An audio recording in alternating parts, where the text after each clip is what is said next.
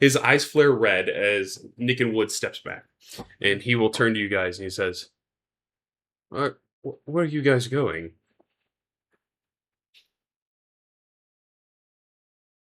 Um, right now, is he still? Can we recognize that he's not like of mind? He looks like he's just kind of traveling, and after you tried to like steal the thing out of his backpack or reveal it, he's kind of caught on guard, and he thinks you're trying to steal it, and he's starting to look like he's going to defend himself, even though his eyes are piercing red, similarly to what you had seen before with the cleric.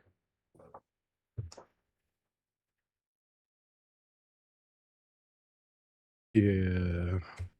Are you all right, Nicken? I'm perfectly fine. Why wouldn't I be?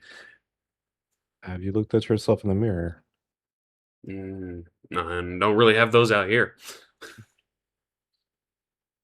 He Right. looks over at Arendor. Where did you find that? I don't think it concerns you. Why are you interested in it? He kind of looks you up and down, and he'll say out loud, "This isn't the first time we've met, is it?" And he'll kind of gesture to all of you. "We've met before, haven't we?" Have we? Possibly even right here.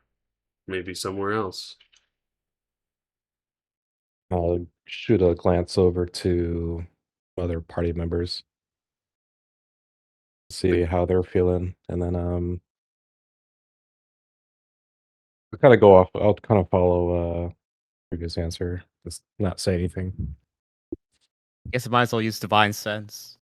Oh, okay. Remind me again what it checks for. Yeah, so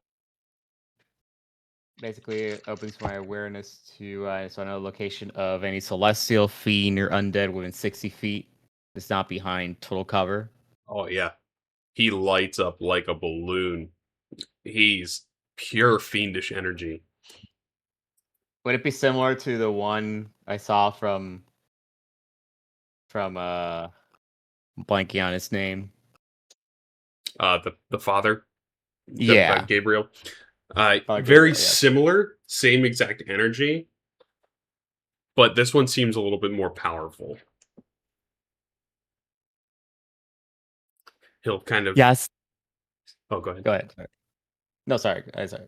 I was going to say, as he kind of sees your eyes flare up with that energy, he'll say, "So the goddess of time is still around, is she?"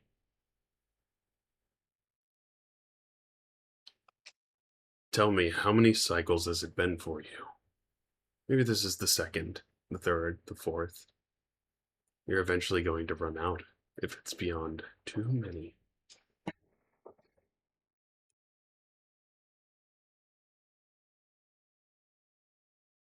I don't think I'll shoot him an answer. Turns to I you, was going to Arendor. say, why do you care? Why are you concerned how many cycles we have remaining or how many we went through? He kind of just Seemingly. smiles, and as he does, you can kind of see it gets wider and wider and wider, and the teeth get super sharp. Because eventually, we all run out of time. That's where we're going to go ahead and roll initiative, too. Yeah, figured. Running out of time. We're running out of time. Oh, And as he kind of smiles, you see his kind of shadow wraps around all of you and stretches out from his body.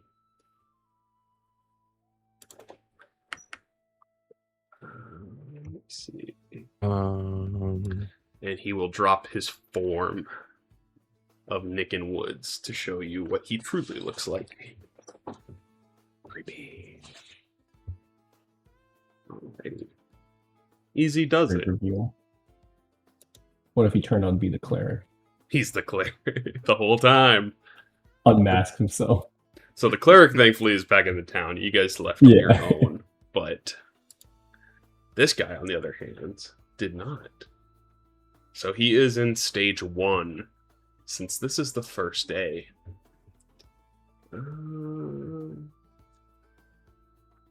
So he doesn't have everything, but he is going to make 3 attacks. Actually, he will make 2 attacks.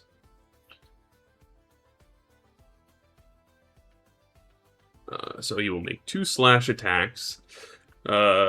Standing where he is, he can hit all of you, so he will do just that. Can you force the battle map? I don't have it. Yep, my bad. Yeah, Sam. Thank you. Mira, the first one lashes at you, and you just are able to shield it. And then he is going to do a second lash attack. Roll a d4 here. One's going to be Mako.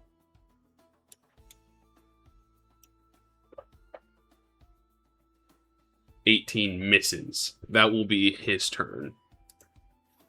Mako. All right. I'm going to No, my bad. flip over to the other side there.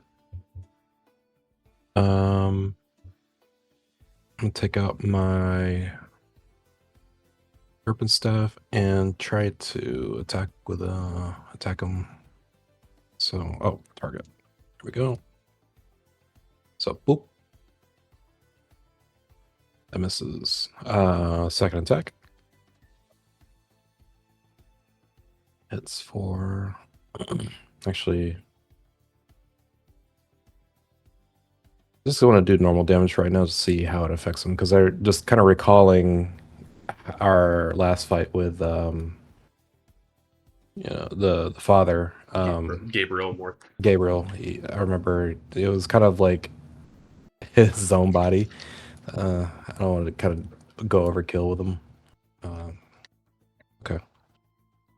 So bonus action.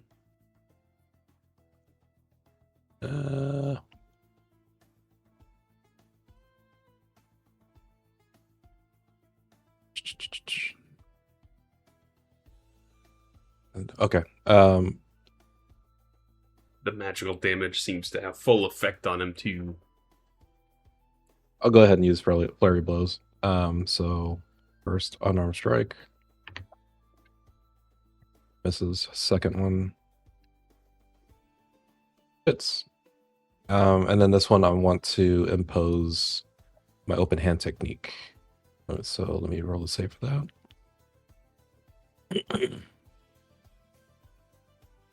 I want to try to make him prone, and Okay. he succeeds. He succeeds, and let me see here. You will find that you knock him prone, and as he hits the ground, he reappears just before your eyes, as if he hadn't moved at all. He is immune to prone. Okay. That will be my turn. Alrighty. Arendor. A little bit unfortunate.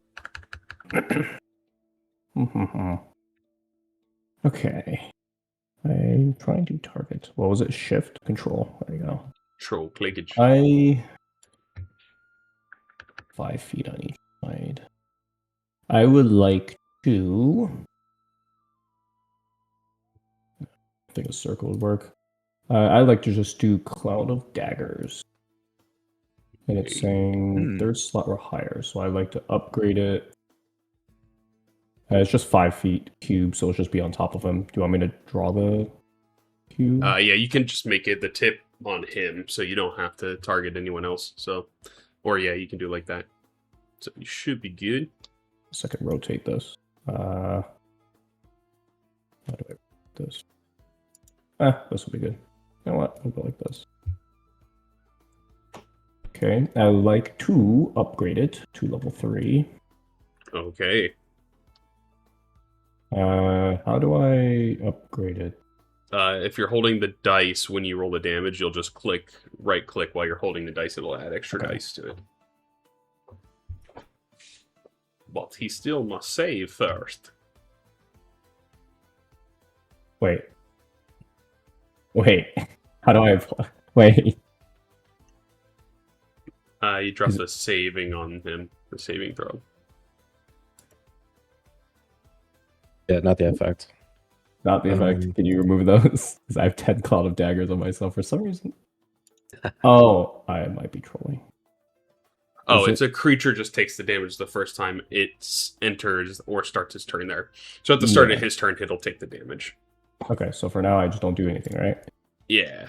And then I need to remove the 10 Cloud of Daggers for myself. No, you're good to have that on yourself because you're concentrating on it. Okay.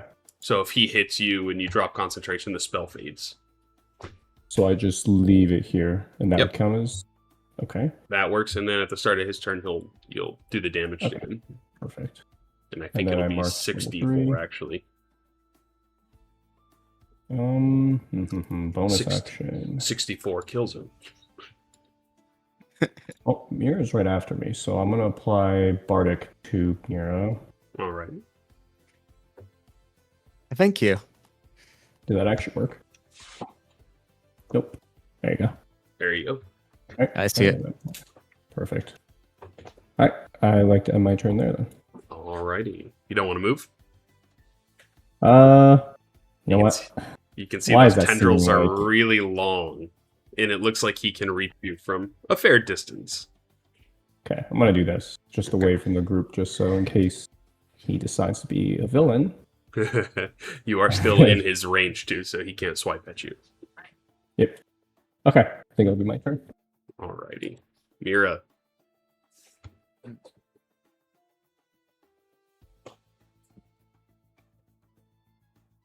Hey, do I remember? Like, I assume I recall if that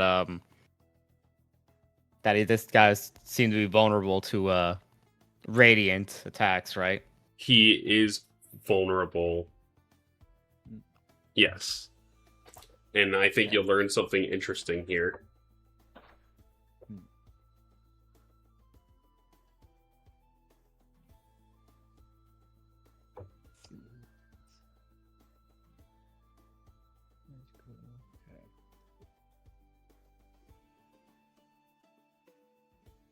What you doing, Mira? I think no, never mind. I guess I'll just think I'm better off doing this. I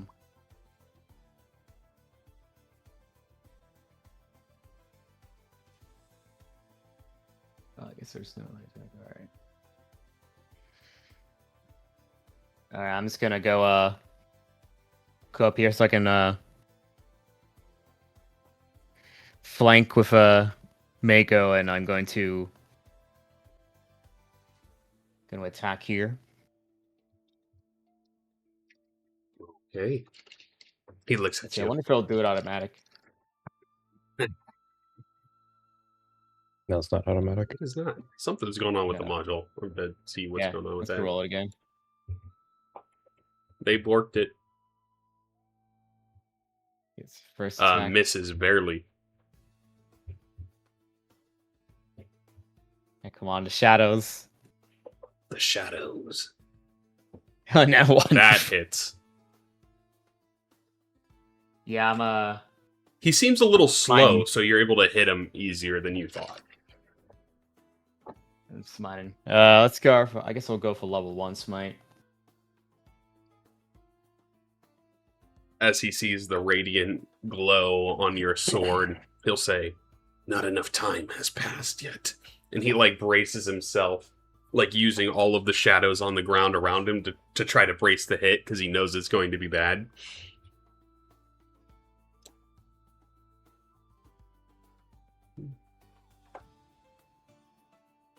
So I want you to make an intelligence check too, by the way, Mira. Okay. I'm great at those. That makes sense. I think you get the feeling that he is vulnerable now, but as time goes on and he might gain some more of his strength, he might lose that vulnerability. Mm. So it just happens to be true on day 1. And so he will take the extra damage, so it's 44 damage. What's the time of day again? This would probably be around 9 o'clock at night. Okay.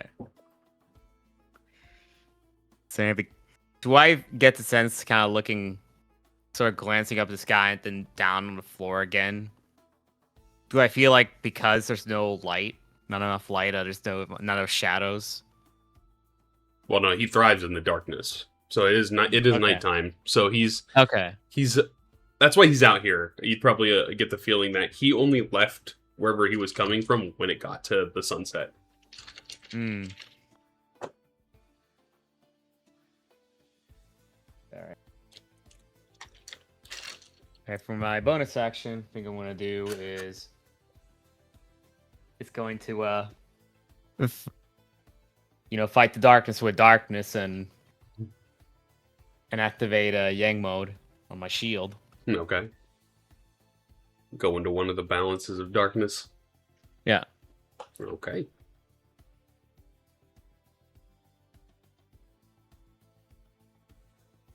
He is looking pretty hurt too, so.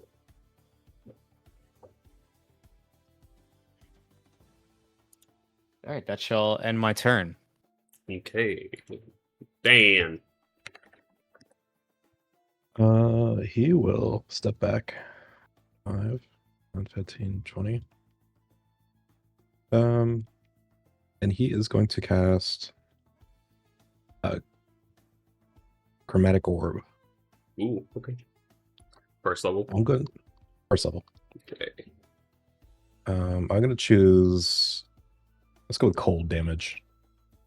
So let me see if I can cast it.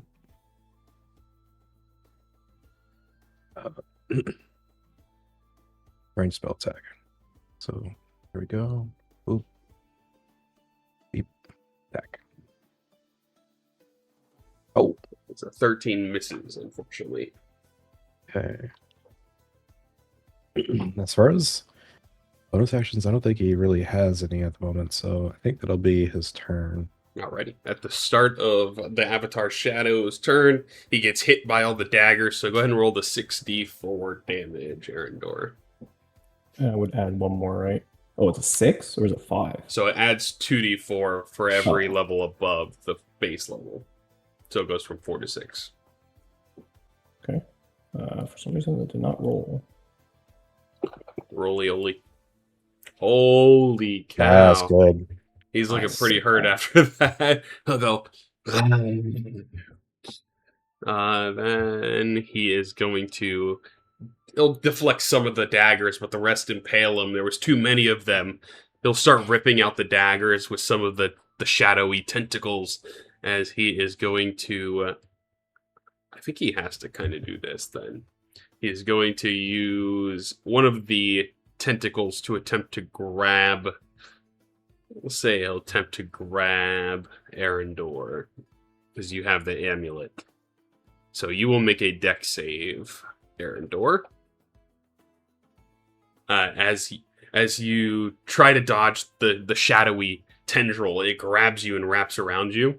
And then he is going to use his second action to use Shadow Strangle. So as he's holding you, you're grappled by this tentacle. He's going to start crushing you with just the shadow as it wraps around you. So you'll make a strength saving throw at this point. Oh. I'm like failing all of these. I'm sorry about this. Oh, I'm still dead. I'm still dead. Ooh. Yeah, so as he grabs that tendril around you, it just starts squeezing. You're feeling your life be pulled from your body. It's almost like it's draining you. And then you just get crushed and are unconscious. He drops you, and he will move. He'll stay there now that the daggers are gone. That will be his turn. Mako. Oof. He'll turn to you and he'll smile with that wide smile. I think in this moment he would keep attacking, so I'm going to attack. He is looking pretty hurt, so. Staff. That hits. That much second attack. Oops, that was not an advantage. So let me roll that second part of that second attack. That hits. That hits. 4. Oh, okay. How'd you like to do this temporarily? Seeing my buddy go down, I guess it upsets Mako a little bit, so he's just gonna go both sides of the serpent staff, just 1, 2, as hard as he could. Just one end to the cheek and then the other end to the other cheek. Yeah. And you'll see his form kind of drops into almost like black oil, and then it'll run across the floor super quickly to the northeast, and it fades off into the distance as you hear the laughing. And you guys are out of combat for now. Grab. Where?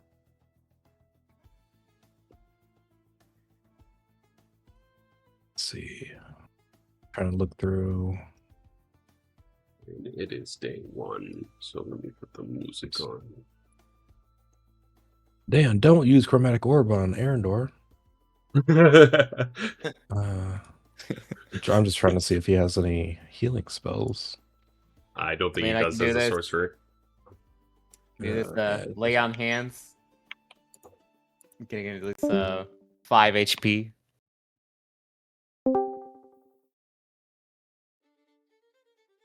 So Arendor gets 5 HP back, Yay. which means you're not. Oh, thank goodness you're unconscious alive. Thank you for saving me. Yeah, I really Of didn't course. like my cloud of daggers. And again, Didn't seem like he was a fan. he escaped to the northeast. I assume we'll have to deal with him at some point in the future. I'm gonna look over, and the body of Nick and Woods, is he dead? No, the body of Nick and Woods was him. Oh. He dropped that form that he seemed to have transformed into. I see. Okay.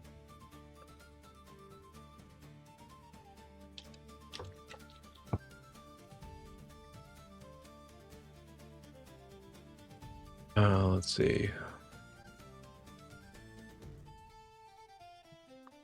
And where were we headed? The lunar ruins to the northeast. Let's follow him. Right. Yeah, we gotta move. I can open up these real quick. It doesn't take you guys long. 3 hours as you continue on. You eventually make it back to the lunar ruins where you were at before. Before we actually get in there, Okay. I'm gonna look over. You're like, Arendor, do you need a quick break? Do we have the time for that quick break? I mean, you guys I are don't wanna close to prep taking a long rest anyway. It is Oh. now about midnight. Well, push come to shove. Between myself and Dan, we both have potions. A few healing spells that could prove to be useful.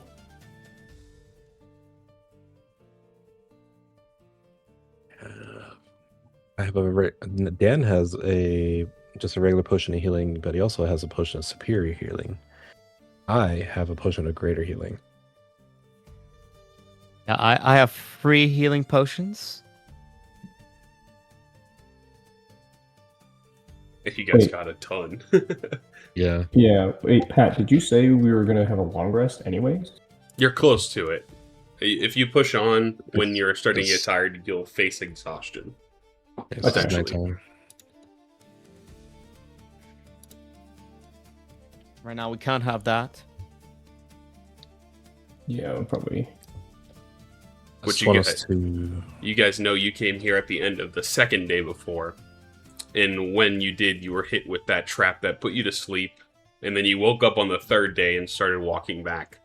And it was at that point is when the town got attacked. It was in the early morning of the third day. But you guys are still 2 days away from that.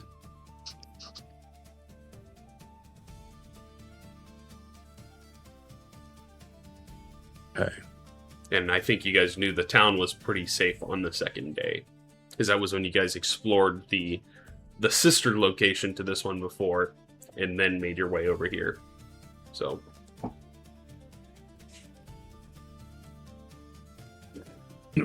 Well, if you think you're all right, then let's head in.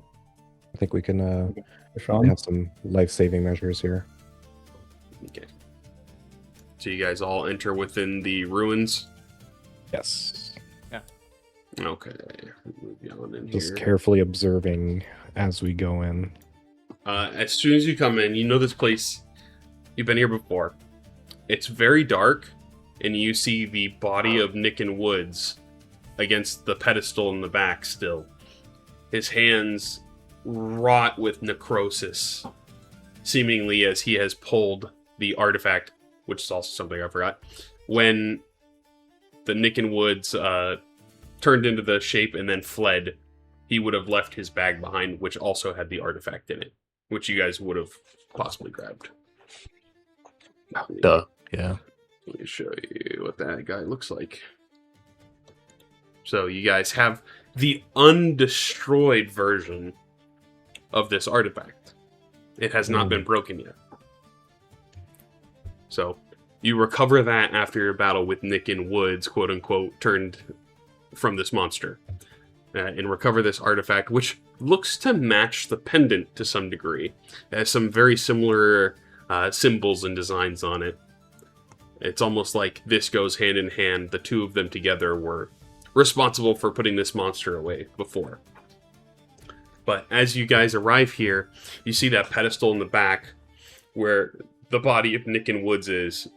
And you see the pedestal where this pyramid looks like it could fit into the pedestal when it was flipped upside down. So it kind of turns into an inverted pyramid that's sunk into the pedestal. Right.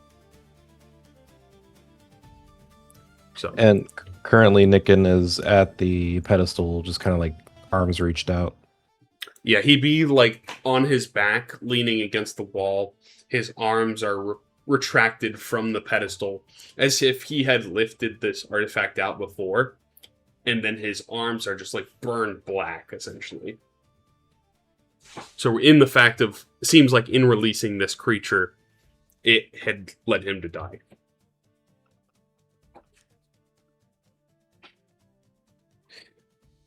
Shall we try to seal him? Yeah. Is that shadowy figure, the avatar, is he still... is he like here? Can I see him? Make a perception check. Anyone that would like to can also join in. Yeah, also, want to know if he was here or not. That was Perception. our plan to come here. Nat 20. At 1. Yeah, there you go. No. It's almost like the floor in here is crawling with eeriness and dark magic and icky feelings, like you're being watched. You know that he's probably around here, but you don't see him. Maybe he's lingering, maybe he's recovering, maybe he is the essence drawn from this thing before.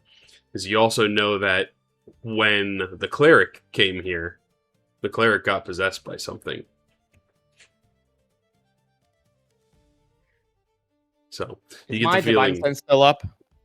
No, this would be 3 hours later from that combat. You'd have to reuse it. Okay. I think it's worth using now again. Okay. Yeah. As you flare your eyes, it goes 30 feet. 60 feet. 60 feet. You can see in the pedestal itself, like where this artifact gets placed in, you can see what looks to be dark, fiendish energy pouring out of this, almost like a crucible that's overflowing with just this dark malice, this fiendish energy. potentially putting that relic in there could plug it up. But something along those lines is probably what might have led to Gabriel becoming possessed before.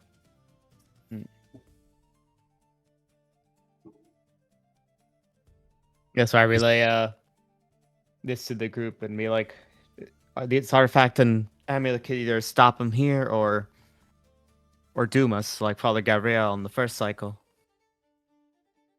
Well, we have both pieces here. Maybe it's worth a shot to try it, but I don't know if he needs to be here.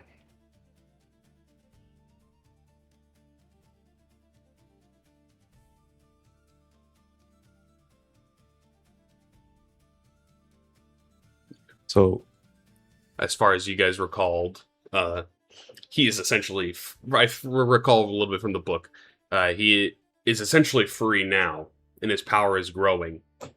And the only way to defeat him was to put the relic here and then incapacitate him, essentially, thus resealing him.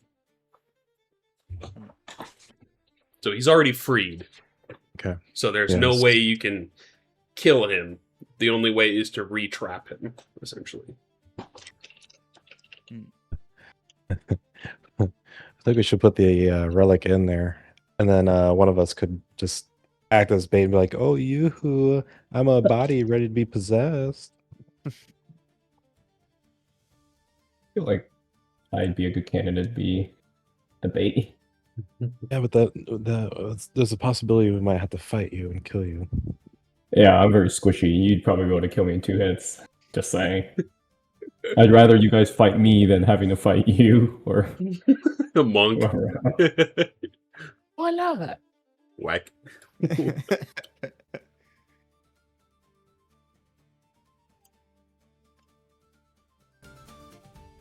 So we have to essentially lure him out.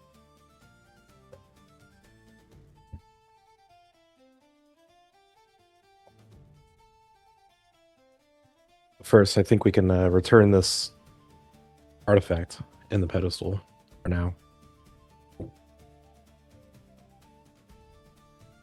Okay. Okay, so as we do that, I'm gonna hold an action. Okay. Yeah. I'm gonna, as soon as we see the avatar shadow again, we can see if he shows up. I'm gonna activate Sacred Weapon. Okay. Makes sense to me. Is it also possible for me to hand off the amulet to one of my party members? You can, yeah. I guess who wants it? We don't want it.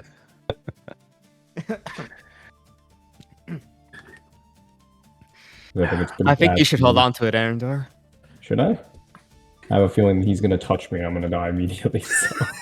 Nah, I think you're the rightful owner. All right. Okay. So who would like to put the artifact of sealing within the pedestal?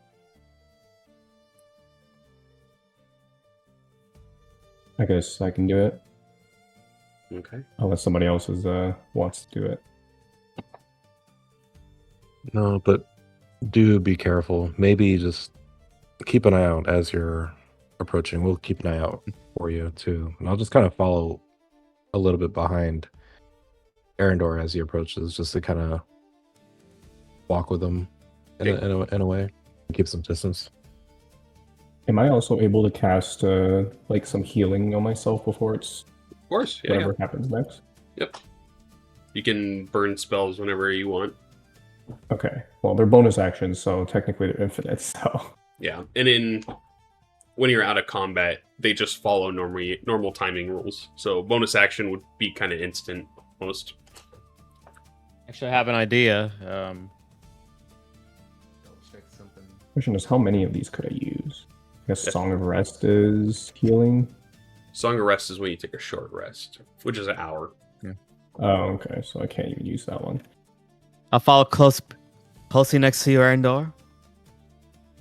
Perfect.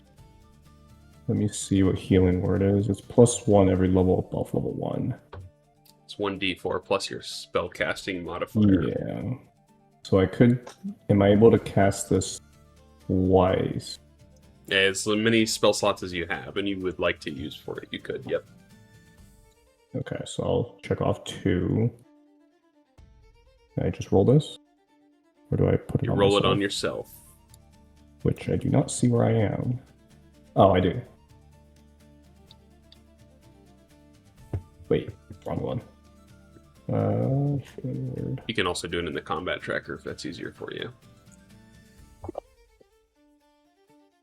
Hey, I'll take that. Hey, that's some bunts. Hey, That's some bunts. alright. Still heavy hitting, but you know what? I'll take it. Alright, so that's 2 spells. Okay. Now I would like to proceed. Okay. So you approach up with the artifact of sealing, and as you begin to place it or drop it into the pedestal so it fits in, you can hear whispers almost emerging from this like pedestal. You can hear this Erendor, descendant of the goddess of time. And then you release the artifact into the pedestal.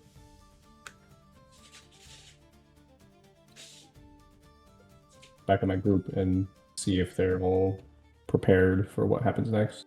Okay. You drop the artifact into the pedestal, and it's almost like you snap back in your mind for a moment to the beginning of this day. And you're seeing things happen, and you don't feel like you're in your own skin. You're tiptoeing around this place like it's booby-trapped. You approach the pedestal, and then you smile. You can feel yourself smile as you reach your hands in to pull the artifact out of the pedestal.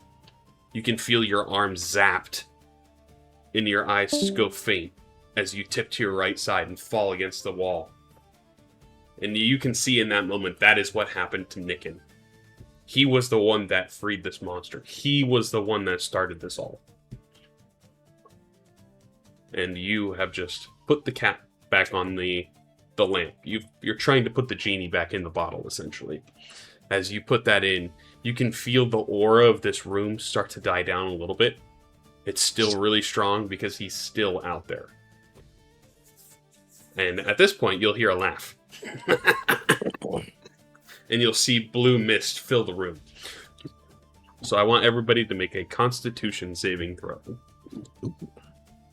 And this is against incapacitation. So I think Dan gets advantage, and so does Arendor, maybe? Arendor's elf? Yes. Yes, I think you do too. I can't recall. But I think that passes anyways, right? Surely. Yes. Dan fails. Mako fails then. Mako fails, yep. And Lewis is out of the surveyor. I think his internet die? Well, Storm knocked down my power there for a bit. Here, I'll go ahead and roll for him, and then we can kind of take a break here until he gets back on.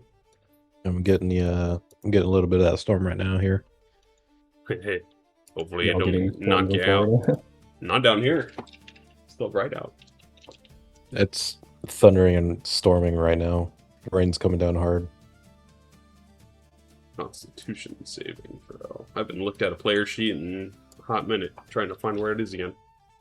Mira succeeds. So Mira and Arendor succeed. So this is the opportunity for you guys. If you wanted to just get a long rest here and let the other two sleep off the spell, or you can use the potions that you guys bought, the potions of waking, to wake them up and then go wherever you choose for a long rest.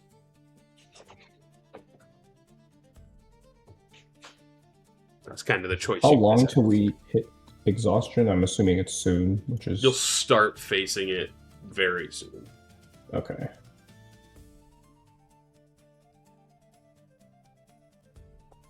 So, probably the next hour or so.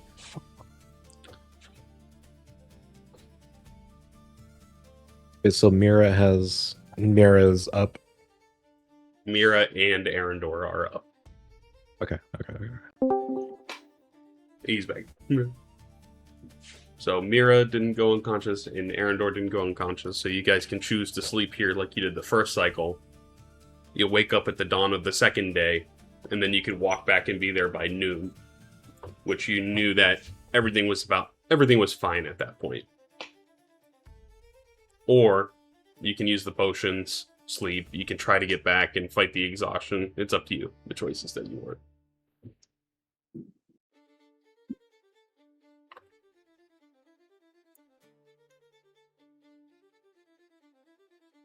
We could sleep here, but I have a feeling there's an event that might happen here. Could cause us to be interrupted, potentially. And then you said it would be safe, but I don't think we were here the second day last time, right? You got here at the night of the second day. Yeah, so we have no clue what happens before that. What day are we on right now? This is the midnight of the first day. Okay, so there would be a 24-hour gap. Well, 12-hour gap, but... Yeah, like 12-hour gap.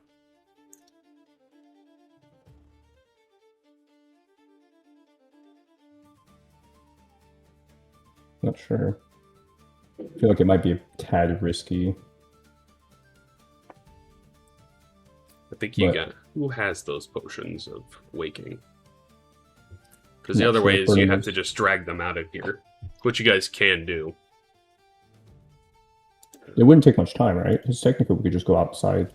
Yeah, you just move at half speed, so you go 15 feet instead of 30. So you could drag them out and sleep outside if you wanted. That's also an option. What does everyone else think? Well, I think it's Mira's the only one that's conscious. Am I the only one that's conscious? And You and Arendor. I are. Yeah, I don't know if someone actually did buy the potion of awakening. I don't think anyone did. I thought we retconned that you guys did. Okay. They're fairly inexpensive, so So who has those? shops. Here, we can just say you guys can buy them at the apothecary now if you want to grab some, because Okay. I don't know who does. I can't. Neither Dan nor I have them.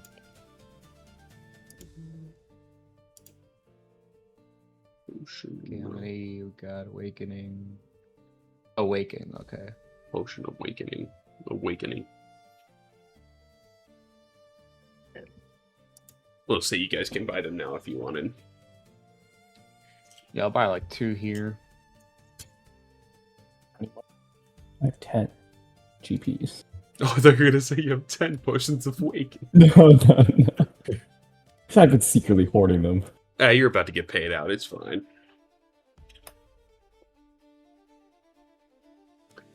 So, what's the plan here, guys? So we put the artifact on the pedestal. So now it's there.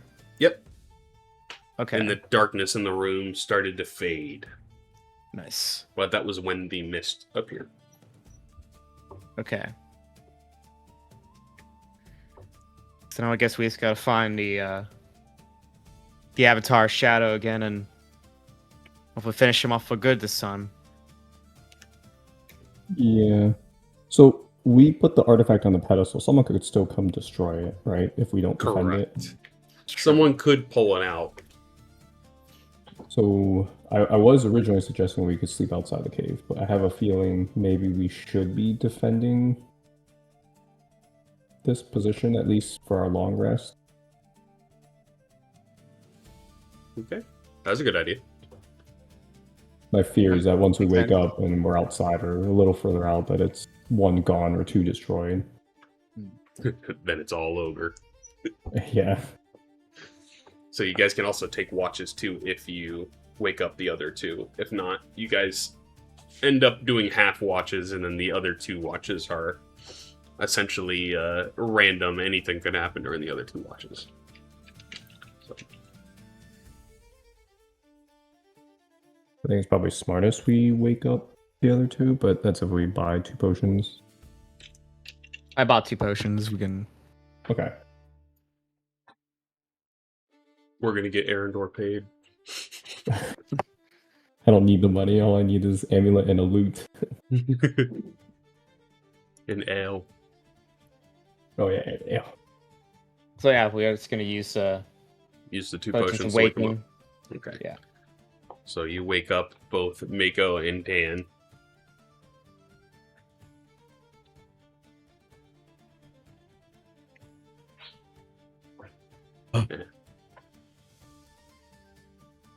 Where is he?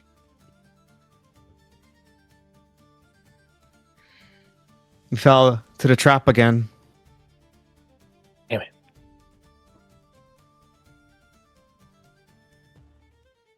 Feel like that was the best sleep you had had in ages, though. Like when you fell to the trap the first time.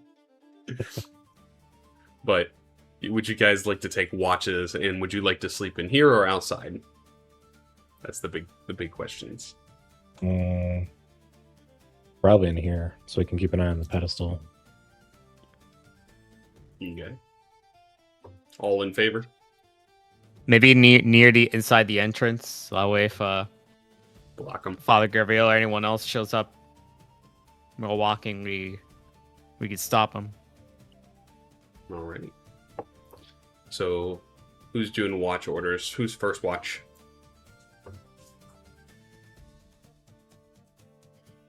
I'll do first watch. Alright. Second watch. I can do second. Okay.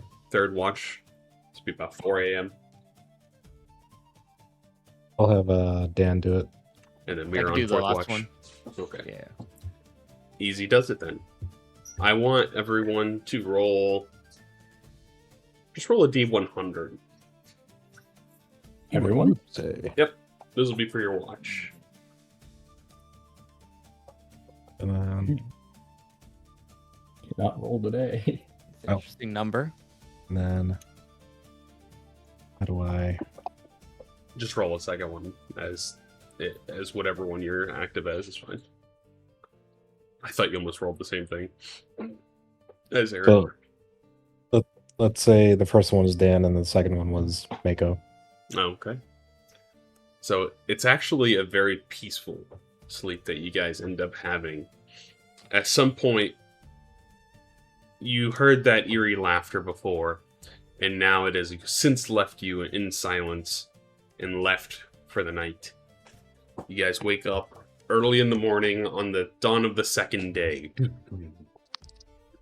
And the day is yours.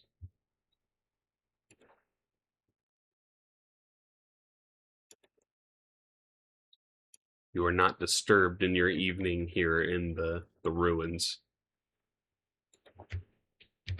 Do we know what time Father Gabriel was going to come here? He left at sunset of the...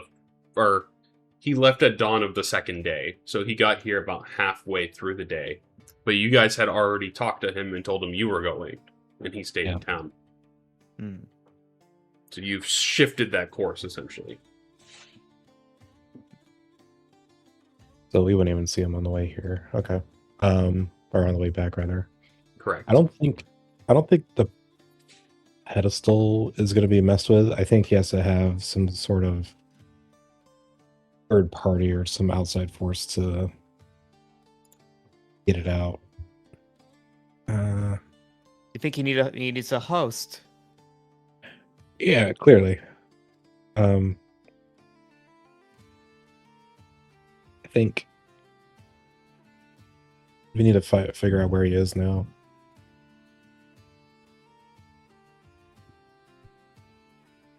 He's out there scheming. So do Feel we feel that now that we as long as the artifact and I'll say that we can actually just beat the avatar shadow and seal him back, or does it need to be in the temple itself with the thing? You just have to incapacitate him. Okay. And he will be resealed. Similarly to how you guys fought Sevelut the first time. Once she hit 0 or a weak enough point, she was resealed. So, very similar thing here. But you guys know, for the most part, the second day in town is still very peaceful. Nothing happens, but on the dawn of the third day is when it gets Shit, attacked man. at the docks. Right.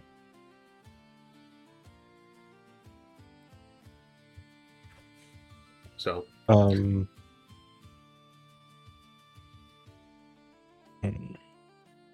and if you headed back now, you would arrive in Clocktown at afternoon, the second time slot of the day.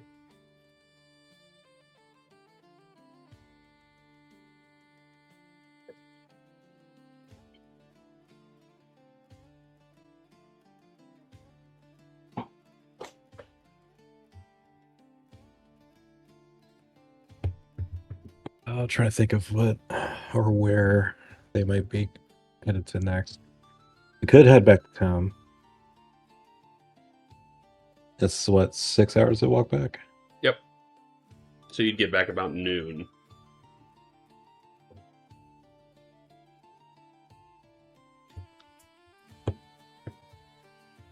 Okay. I don't think we're gonna accomplish much by just sitting around here, so I think we might as well go back to town, see how events are wrapping up there. I agree. We gotta make sure it doesn't find the host try to destroy the artifact again.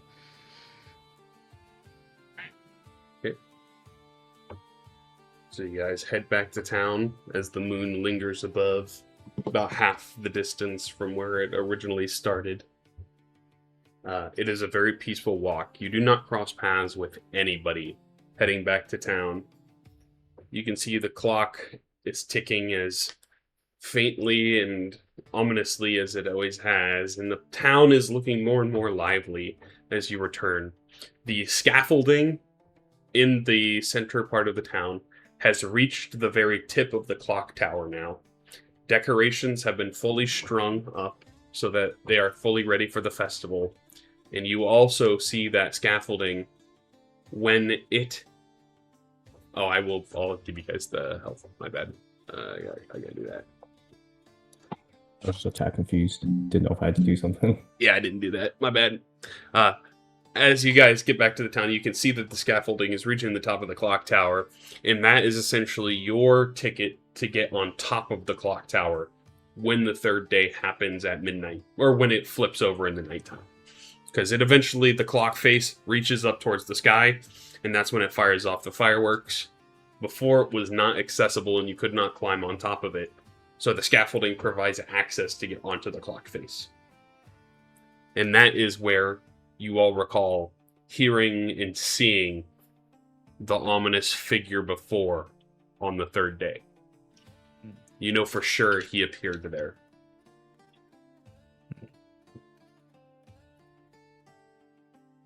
But if you wanted in the meantime, you have a couple options that you could do on the second day. Now that you have arrived back in the afternoon of the second day, you guys can patrol town if you want. You can attend the tavern and see if you can garner any new information.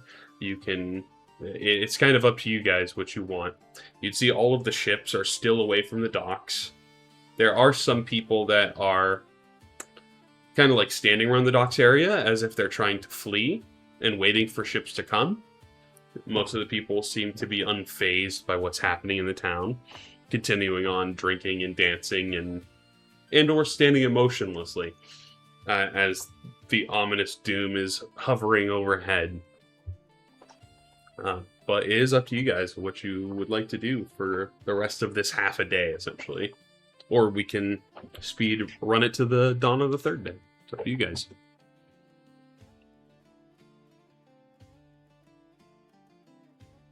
Let's head to the tavern. Sounds a good idea. Okay. Gather some information, see what's everybody up to, see if the party's still there, the other party. Of course. See if Father Gabriel's still there. Yeah, you arrive in the patient patron. You see Angie Haru is scared. She's thinking about fleeing the town and not unsure of what's going to happen, which you know that on the third day she did flee. And the tavern was left open pretty much people tending it to themselves and having whatever they wanted. She seems hesitant about being there. You'll see all 4 of the adventurers are still here having drinks and partying. You'll see Gabriel is also here. He's kind of just sitting in one corner sipping on what looks to be some sort of frothy ale. And you will see Borin the Barbarian, who is hammering it out still, smashing the loot over and over and over, and then repairing it to keep playing. So, you will see Captain Eric Vosa. You'd probably see him patrolling the town as you guys have been here and have been walking around. He is not in the drunken stupor that he was on the 3rd day when you saw him. So, is there anything in particular you want while you are here? Or you can enjoy your own festivities. It's also an option. I kind of want to just kind of check in with Angie. Okay. I walk up and say, "Hey, things are looking lively here." I'm honestly quite worried. But things have been looking kind of grim, and I've heard talk about what's going on. And I think we shouldn't be here. I think hopefully things will work out. We're working on stuff. You are? Yes, we have a plan in motion to save the town if things go awry. Stop the moon from falling from the sky. That's right. Make a persuasion check, a group persuasion check. Group persuasion. Ooh, good at that. And then Oh, I thought I was gonna roll in that 20. persuasion. Oh. Hey. For my persuasion, can't find it. Skills? Oh, I have a +10. Surely. Oh, okay. It's not too bad. So, as you're kind of talking to her, she kind of like takes a deep breath and goes, I guess we should still just enjoy ourselves until the end, even if this does happen. I doubt if, even for that now, I would be able to get away from the crashing. It's kind of a dark way to put it, but That is kind of, it's a morbid way of looking at it for sure. yeah, it's a dark way of looking at it. But can't abandon these people here who seem to more or less accepted fate, but also, they're. I think some of them are also pretty worried. They've put their trust in a deity that we've never even seen and we've only heard stories about. I don't know if I truly believe myself. But the festival is nice.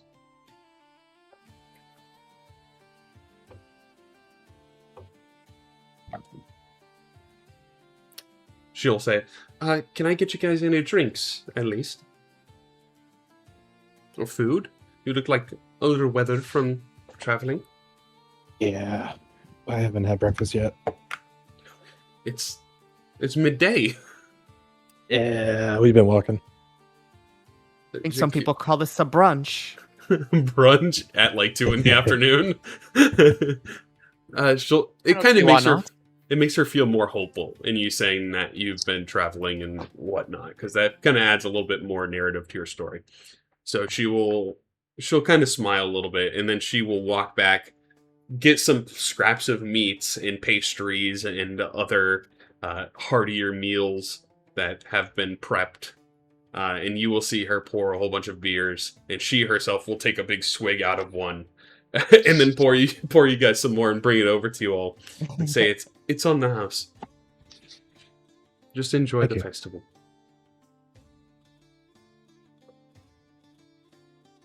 You're welcome. Thank you. Appreciate your faith in us. Thank you. That's Hey, all we can really do then. I'll approach the other party. Okay. As you Check in see, with them. Tice You'll see Tice Brutson, Rhonda Townsend, Sela Melika, and Hebi Yokai. They're all kind of drinking, and they go, "Hey, what's up?" And then you'll see Tice, "Oh yeah, I'm having a good time. Thanks for the drinks." Of course.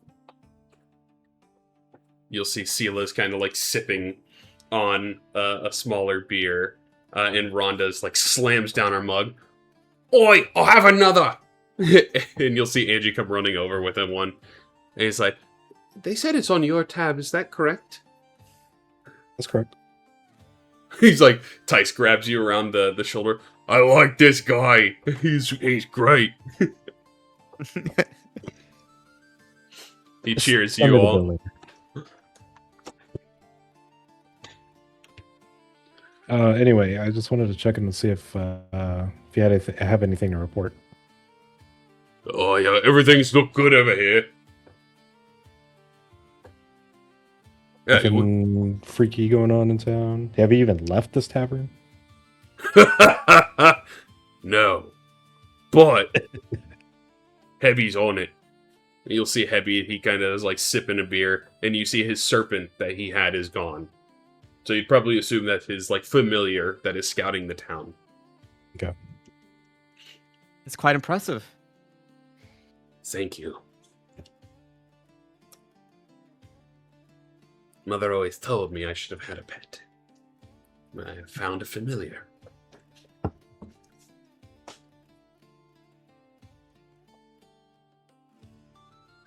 have a feeling tomorrow's gonna be a big day for all of us, so make sure to get some rest. Indeed. You'll see Sela speak up.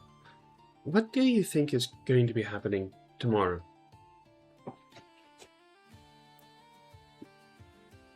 You just kind of thought that something was, but do you have any idea of what it might be? Oh, we're trying our best to prevent a disaster happening. What do you think is going to happen? Is it the moon?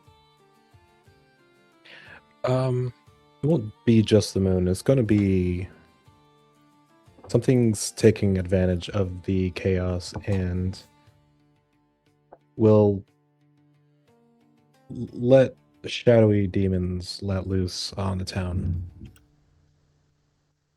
Yeah, she'll kind of like scoot closer to you, Mako, and she'll go, "I thought you were being quite cryptic, but that was pretty explicitive."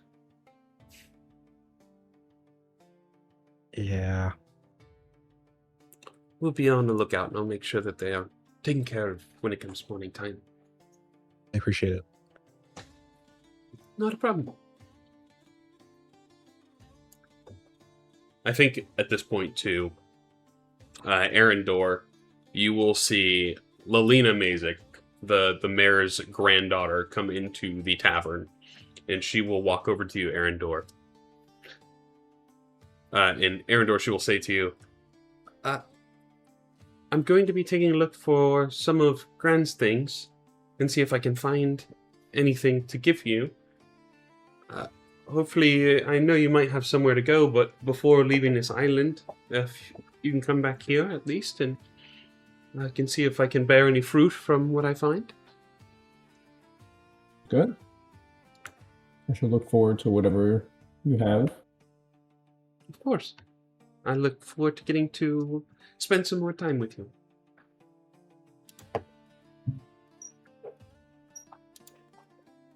I smile back. And she will turn and like, "Enjoy your drinks. I'm particularly not a fan yet." And she'll giggle and then wave you adieu. I kind of reciprocate the wave back.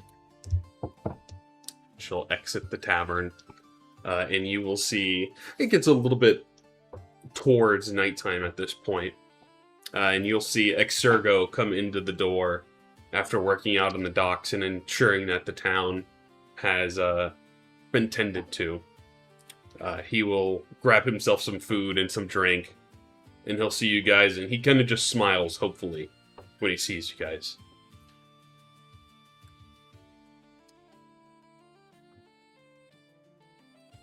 Brother,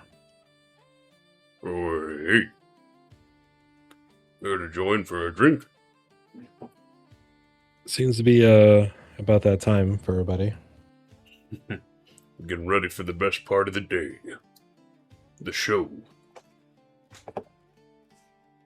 I look at him. What show? You hear Borin the Barbarian. Oh no. He like smashes the lute and then repairs it instantly and starts strumming. Dun, dun, dun, dun, dun, dun, dun. And then he's like, "Baby, lock them doors and turn the light." He starts singing country all of a sudden. And then he goes, oh, this is nice. he'll say, "There's no time for joking.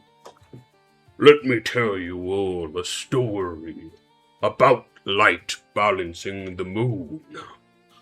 There tells a tale." And he kind of like uses magic to make the lights turn dim and dark and then flicker with slow candlelight over and over and over, like it's getting ambiance inside the tavern.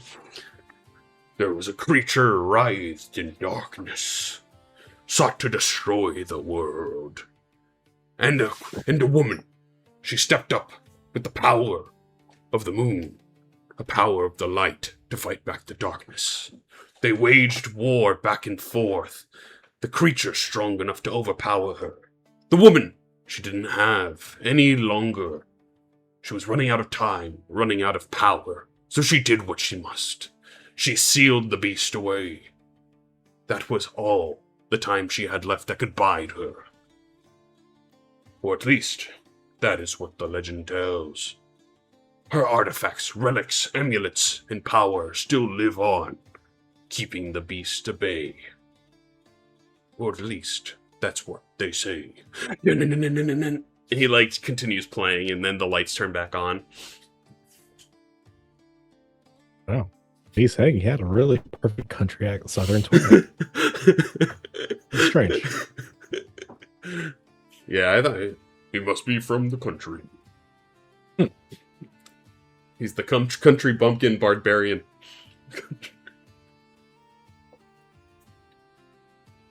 And then you'll hear Borin, and he'll go, "Oh yeah, I'll be right back. I'm gonna take 5.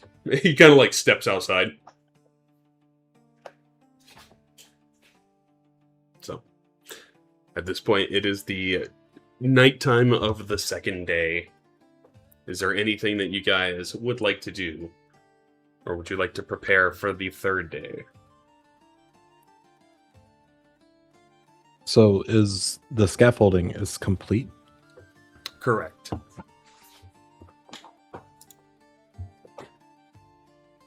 And then, sorry, remind me again why we needed it to be complete.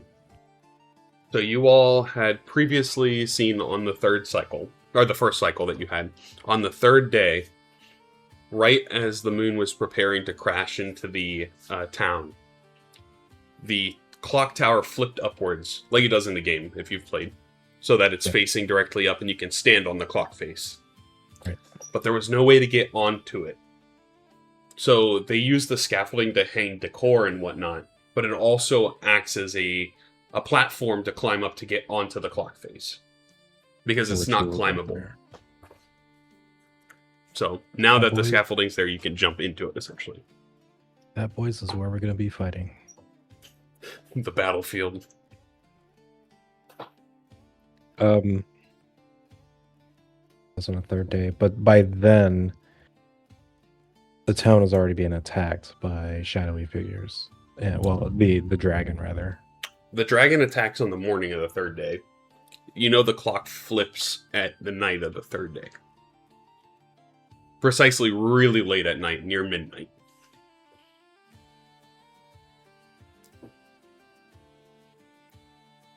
So it's essentially a full day of attacks, because the docks get attacked in the morning, there's a break in the noontime, and then at the night is when the conservatory gets attacked, and Isaac gets killed, quote-unquote.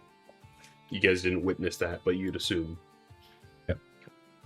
So there's 2 separate attacks, and then the clock face serves as the final boss battleground, essentially. Or at least that's where you knew he was at that time. Well, he knows. Okay, so He knows his I theatrics. feel like we should. I feel like we should still maybe go on patrol and see if he's like around here. Okay. It could be a good idea.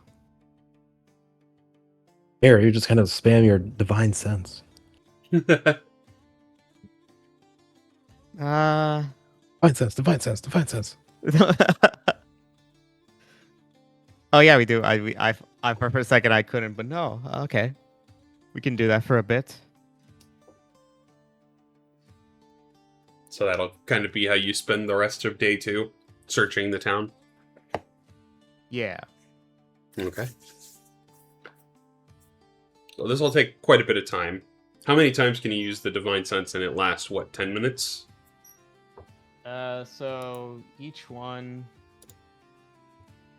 says here it lasts until the end of your next turn. So this is give like a time. Oh, so it's a flash. It's a flash of detection.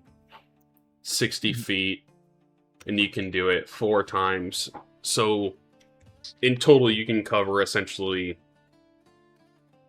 240 square feet of location, which isn't I guess you're right, terribly big, but that's enough to cover buildings. You could probably use it in each of the key places, like probably near the clock tower, near the conservatory, near the park where the bathhouse, and then near the mayor's office if you wanted. Like if you wanted some of the bigger key areas. Yeah, that would be the smartest thing to do. So we could do that if you want, and then you guys just want to patrol the town as you go. So I want everybody to make a perception check. In Mira, you can make yours at an advantage.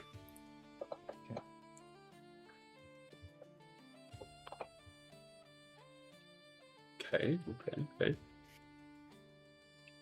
So, as you guys patrolling the town, Mira using these in these hot spots, you're not getting any detection of any fiendish energy.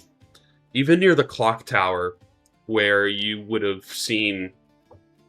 expected to probably see something, there's nothing. It seems more ominous because the moon is above head,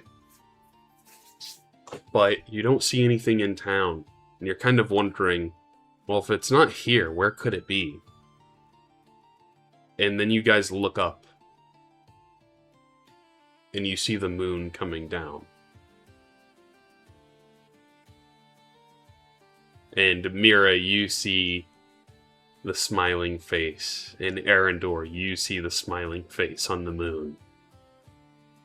And you know that son of a gun is up there, looking Holy down at you. Shit. Kind of like standing on it, like a meteor flying down towards you guys. Then you hear the bell toll. Ding, ding, ding, dong. As midnight strikes on the second day, leaving you to the third day.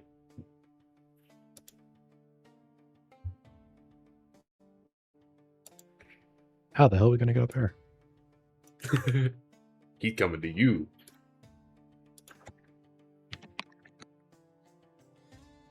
Well, I think we have to spend the rest of day 3 to somehow make a space-ass rocket and shoot it there.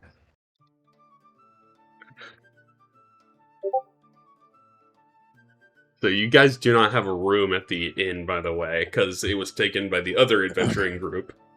Right. Because it was the last room. We just rest at the park. You were going to sleep. Sleep in the That's park. actually a great idea. Or the mayor's office. He goes, they're like, you can't be here. Or Sorry. we just keep drinking at the bar and just like Pass out in the pass out chairs. at the tables. Yeah. That'd probably be a feasible thing. You'd probably see a couple other people have already joined you in that endeavor, willingly or not, but that kind of does occur. As you guys end up resting and you wake up in the morning, I want everybody to make a wisdom saving throw. Uh-oh. Ooh. Nice to know how is everyone close to me or like? If you all fell asleep at the table, yeah. Okay, so Mako, I believe you get my aura of protection. Okay. And I don't Yeah, think I then really the nat helped 1 auto fail. see unless let me double check something. It's a crit fail. Okay, so how about this? Instead of the auto protection, if we're all on the same table, I can use my shield ability to give Mako reaction to give advantage on that saving throw. But you guys are asleep when this happens. Yeah. So I don't know if you'd be able Oh, to. I don't know then. I guess it's up to you. It's happening. It's happening. Mako, as you're All right. as you're sleeping and you are dreaming, you're standing in the Clocktown, and you can see as the moon is crashing down, the wave of flames burning across the whole town, smashing into the tower, causing a crater, burning and smashing everything in its sight as it impacts. You are caught up in the burn, just as you were at the end of the first day, or the first cycle, which caused you to reset. But in your dream here, it's almost like a premonition of what's going to happen. What happens if you guys fail again? But you guys wake up all the same on the third day in the morning. And you can already hear in the distance. Shit. You'll see Tice, all of them starting to wake up, running down to the docks. Arms.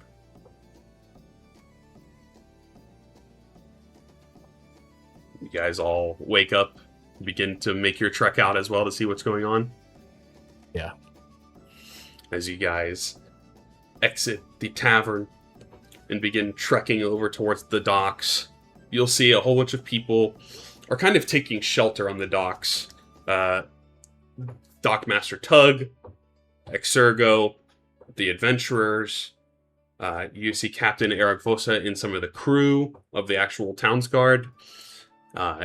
Everyone seems to be here, preparing for something. As you look to the north side of the town, you can see the form of that massive shadow dragon flying into the town. Everyone seems scared and bracing themselves. Some of the people that are not affected by that emotionless feeling that others are begin to panic and try to take cover. As you hear the screech, the shadows around you that are kind of shielded from the sun start to take form. Shadows begin popping up all around the docks. Some of them larger, some of them smaller, some of them normal-sized. And then this massive dragon is coming in. Immediately, things start to take off. The adventurers, like Tice, is punching and beating up on a larger one, as Rhonda's slashing into another couple of smaller shadows. You see Hebi Yokai, he flips his like purplish blade that's dripping with this venom. He stabs into one of the larger shadows and it doesn't seem to take impact into the shadow. He ends up flaring his eyes purple, and in a moment that massive shadow starts to turn to stone, petrified by his eyes. You'll see this dragon begins flying in closer, and as it gets closer to the town, it sinks and disappears, reappearing on the docks just before this woman that's standing on the end of the docks. She is screaming as she is within 10 feet of this massive dragon that is beginning to ready to inhale and breathe out this fiery breath that it has. And within a moment, you see a streak of fire fly past all of you. And this fire burns so quickly beyond you guys. Let me read this part here. The streak of fire flies past you down towards the woman and the dragon. The shape of a blue half-orc appears in front of the dragon, with the scar lit aflame. He uppercuts the dragon straight into the sky and clasps his hands together, and then pulls them apart. making a polearm made of fire appear there. He flicks the polearm forward, creating a battle axe made of pure flame. He squats down and prepares himself before launching into the air, leaving a small crater behind as he leaps and appears just before the flying up drake. He takes that flame axe and slashes it into the drake, sending it soaring out the north side of the town into the fields beyond. Oh my god. As he is starting to fall, he's kind of leaning back like he's going to land onto his back, and you'll see Sela whisper hands, and you'll see these little water droplets, almost made out of humidity, appear underneath the form of Exurgo, which slows his descent until he lands onto the ground. He will turn around and face you all in his new form and say, "Thank you guys for helping me find my inner fire." And let me go ahead and show you what he looks like. I think Mako is just staring at him and like with his jaw just to the ground. The battle kind of rages on as more of these shadows begin to come and attack some of the people. And you'll see Captain Eric Vosa slashing some of them with excellent skill and maneuver of his rapier. Some of the other town's guard are shooting them with the bow and arrow. And all of a sudden, when you guys are standing here on the docks, a couple of shadows approach at you, including a couple of larger ones. And that is where we are going to roll initiative, as you guys are sort of involved in this attack of the boardwalk.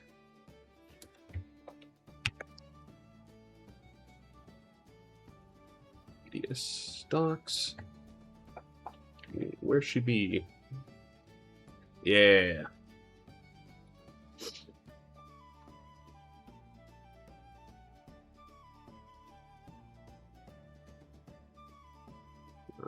Shadows. And then we will get... What the heck? That's not the correct one.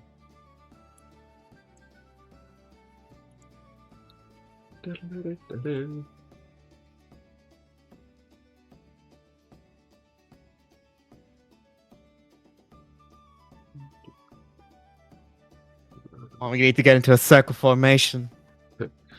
Get behind me! Oh, I forgot how big this map is. I guess it's kind of scale accurate.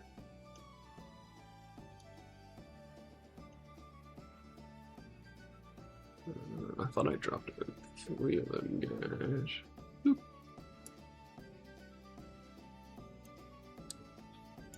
You guys have the map. Let me drop you guys on there. This map is huge, so we're going to try to isolate you guys to one part of it. Telling me I can't run to the other side of the dock and hide. Run away! As you guys see what looks to be a larger shadow creature, which you guys might recognize at this point as a shadow demon, and 3 other shadows, which you know if they touch you, they steal your strength. So, let me roll their initiative real quick. Boop. And we will get this started. I will throw on music after. This first shadow, it kind of looking like a Dementor, is going to swoop up slower than you would think, because it is daytime. And it is going to try to attack you, Mako. Misses. That'll be its turn. And now we get the Shadow Demon. The Shadow Demon is going to fly over real quick in between you guys. And it is going to make a claw attack at you, Mira. This is the creature that you saw Heavy Yokai use his petrification eyes on. So the claws swipe into you, Mira, and you feel like a little bit of a burn in your brain from the psychic energy. But that'll be its turn. Mira. Music.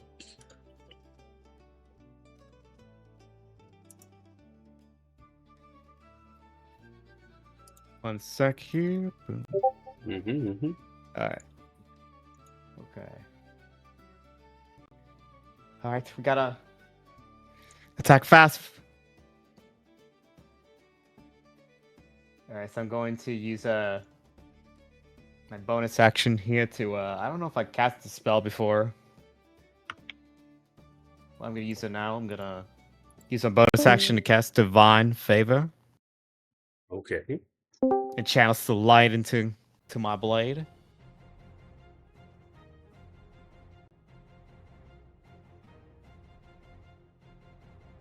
Going to and then I'm going to do kind of circle movement to quickly move around the shadow demon that's about to attack Arendor. Oh, it doesn't allow me to move it. Oh, yeah, my bad. Whoop. There you go. And attack this shadow demon from behind. It looks at you. Silly girl.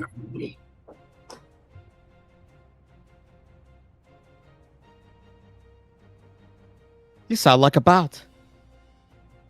You sound like a bat. Maybe I am.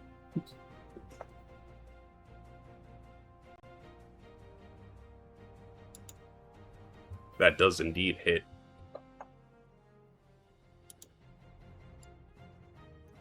That is a lot of damage. And it is radiant damage, which it is vulnerable to. Partially Strike him radiant. again.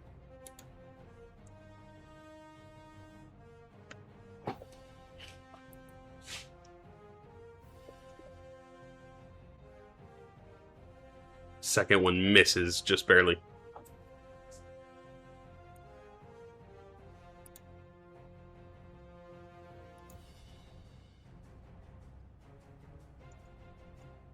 I think for now I'm just gonna. Oh yeah, I did my bonus action already. Boner action. So yeah, I think for now I'm just gonna end my turn here. Alrighty. Mako. Right, I am going to attack the shadow here next to me. Staff. One hit. Misses. Oh, I didn't. Am I targeted? Now let me tell you if it hits or I'm not. not targeting. A 12 does hit. It does hit. Okay. So I'm going to use the poison effect from my thing here. From the staff. You will see he is immune to the poison. It's worth a shot. Yes. Uh, That would have done a ton of damage too. you know what? Flare blows. So first attack. Hits. He just got Second beat attack. JoJo. Oh, crit. Oh, he, crit! Let's go. he has 1 hit point left too. Is he really? Yes. Overkill. Match him into the other guy.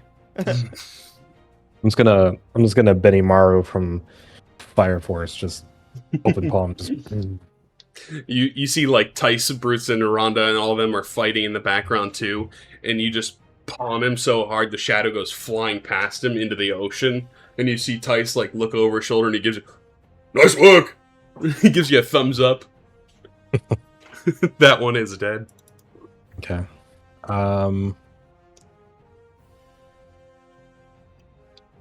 For now, I'll move up there. That will be my turn. Arendor. Ability.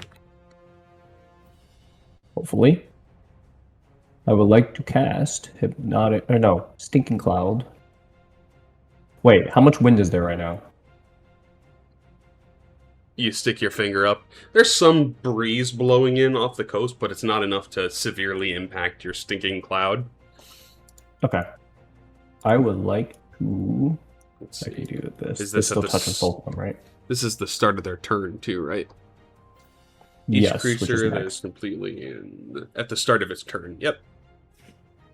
Okay, so I'll target both of these shadows. Hold on, let me give you insight on something just to make sure, because I think you would have seen it. You would have seen from Mako the poison doesn't work on them. Oh, is this I thought gas and poison were different. Oh, So that gives them the poisoned condition, which typically go hand in hand, but not always. But you'd probably assume that they can't be poisoned. Which is what this would do to them.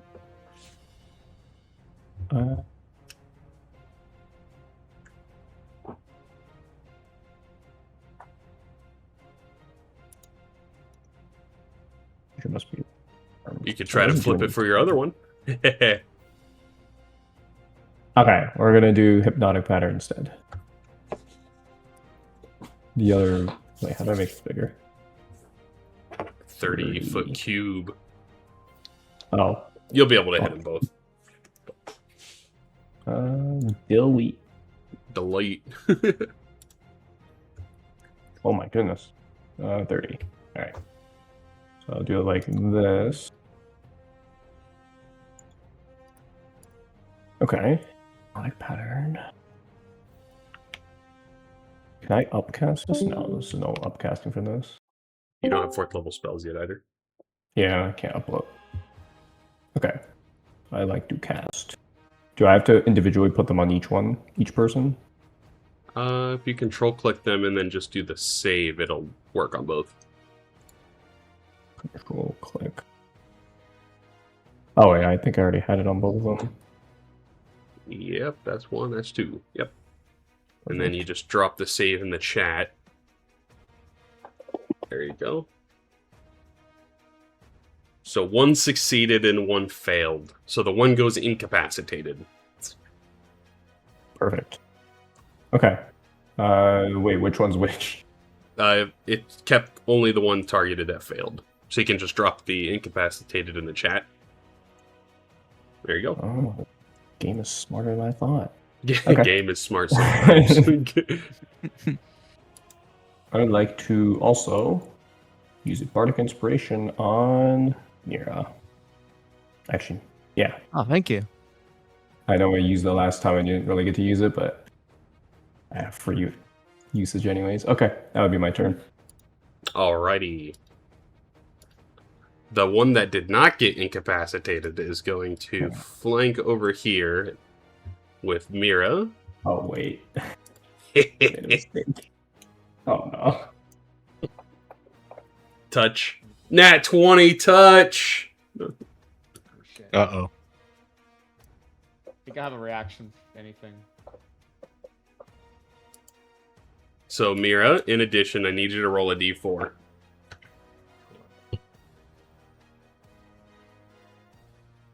Your strength score reduces by 2. Temporarily, so just make sure you have the original value marked. Yeah. Do that. We're doing it, boys. That'll be his turn. That guy's not here. Shadow. This one's incapacitated. That's his turn. Dan. Dan is going to cast... I should have this already up. He's going to cast Shatter. Shatter Tua. The one auto fails because he's incapacitated. So, boop, boop.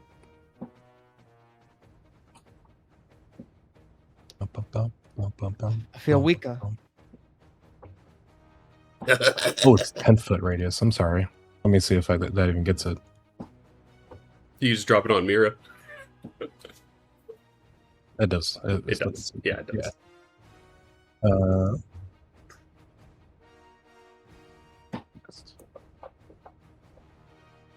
The one auto fails, which I think is the second one. Yep, so they both fail. 36. That's a lot. 8 total. Okay. The other guy. Wait, what? That's not right. 8 and 8. Okay. The one is bloody, and the other one is... I think is he still incapacitated? Let's see. Hypnotic pattern. The spell ends for an affected creature if it takes any damage. Well, okay. So he is no longer incapacitated, but he took the full brunt of the spell at least. All right. He's gonna hang back a little bit.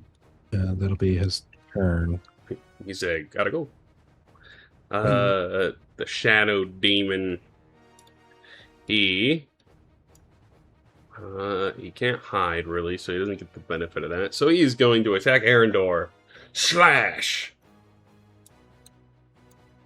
Arendor, you take 7 damage, 10 damage. And that'll be his turn. Mira, 41. you're beefy If for only a I could bard. if only I could do a spin attack.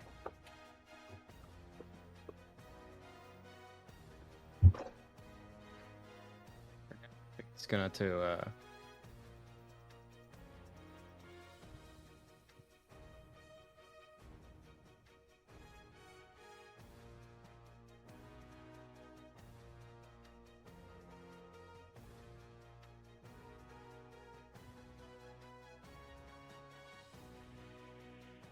I think I'll attack the shadow demon and get him off Arendor.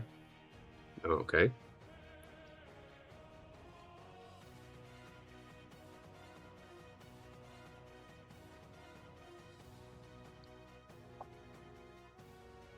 Hits. Would you like to smite? I think I'll hold on to that. But I will use my bloodstained cap and add a little more damage. Extra juice. Extra juice.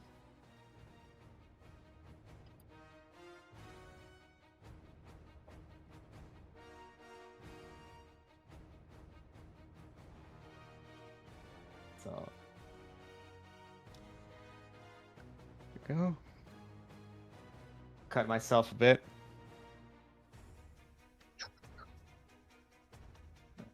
Shadow Demon's a little hardy, but is looking hurt.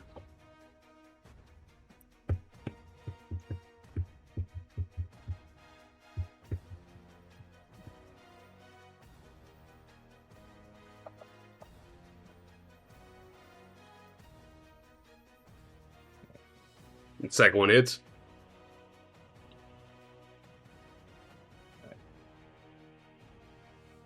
Any good roll. He's hurt. I bet if you smite, he would have died. Nah. Possible. Okay,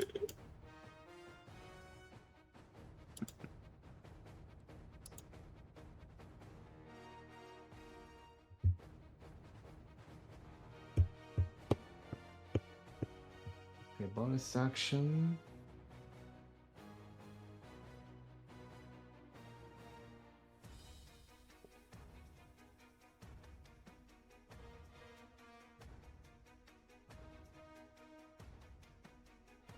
Yeah, I think bonus action I'm just gonna...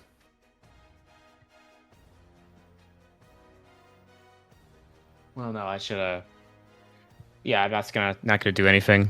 All in my turn here. Okay. Mako. You know what? I'm gonna help out with Shadow Demon here. I'm going to pop him with my staff. It's for the second spear or a second staff attack. Just for shits and giggles, It hits. I'm gonna undo the poison damage. Okay. He is DED. Let me tell you if it works or not, though. He is immune to the poison, but you killed him with the physical damage. Okay. I'll hop around. Bonus action. Roll your blows. Advantage.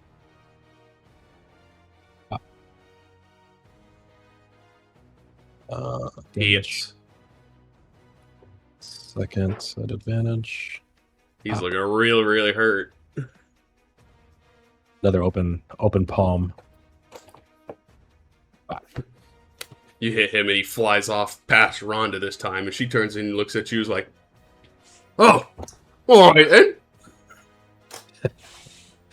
I'm just looking to see if Sela saw that, to see how cool I was. I like to think there's that meme where you're just punching them and they're all flying off the map, like just like a machine gun. Is that your turn there, Mako? Yeah, that's my turn. All right, let me get rid of that guy. It's just the one left, Arendor. Alright, let's see if this works. Going to cast Cloud of Daggers. Just directly on his box, so Okay, don't know if I really have to draw that, to be honest, but... just on his space. And they've not been damaged. Judging from the damage before, I'm going to assume... He has. Like 30 HP? He's taken 8, and he's looking fairly hurt. Okay. So I'll just do a normal Cloud of Daggers attack. I'm not gonna... Not upcast. That's fair. Wait, it has to be on their... Oh yeah, so next turn is them, so... Yeah, Yeah, I'll just do a normal... And then... Anything for your bonus action?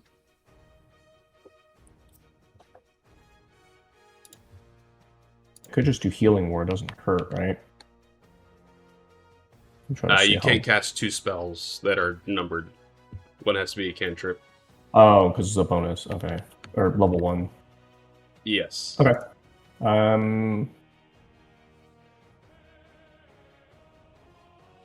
I think this is fine then. I don't think I really have a bonus action to do. Alrighty. At the start of his turn, he takes the 44 damage. So I'll just roll it then.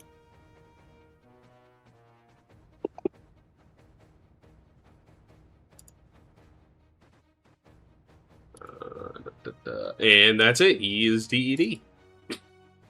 That was the exact number you needed. Really? Yeah. Nice. As you guys finish cleaning up all of the shadows with the rest of the adventurers and crew that's here, yeah, you see it actually goes by fairly quickly with some of the empowered people that you have here. You kind of see the battle dies down. No one is injured. Surprisingly, no one has been killed. And you'll see the adventurers and Captain Eric Vosa and Exergo walk over to you all. Something must have told you this was going to happen. Let's say we've received some premonitions and experiences and kind of foresaw this coming. You'll see Doc Master Tug's holding his necklace, and he'll say, "It's the goddess of time, wasn't it?" Yeah. You'll see the adventurers. They come over. Is like, "Yeah, you. I'm hanging with this guy. He's the shit. He's the one that set us up to look like absolute beasts." You talk about I point at Exergo. You talk about that guy, right? They're like, "That guy was a tank." Exergo's he turns over at you all. He still has that scar is on fire, and you see it starts to go out as his rage drops. The flaming axe in his hands disappears, and he kind of takes a deep breath. Thank you. And as this happens, as you kind of see him dropping his rage and coming back to his senses, you'll hear a voice in each of your heads. The voice will say, "Thank you for helping Exergo find the fire within. I knew the fire was there all along, and why he is the perfect embodiment of fiery passion. Sometimes all a great and powerful flame needs is a spark to start." And you guys can all make history checks. Absolutely.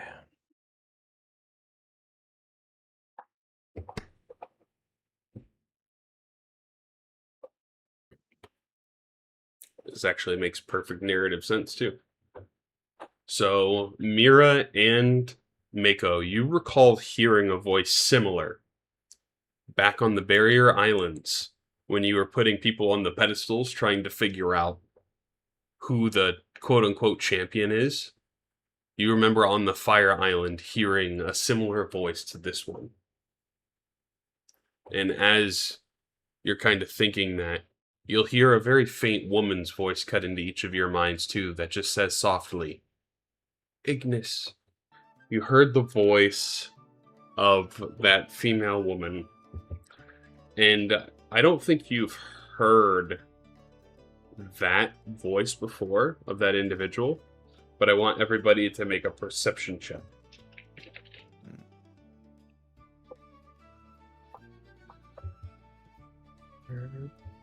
And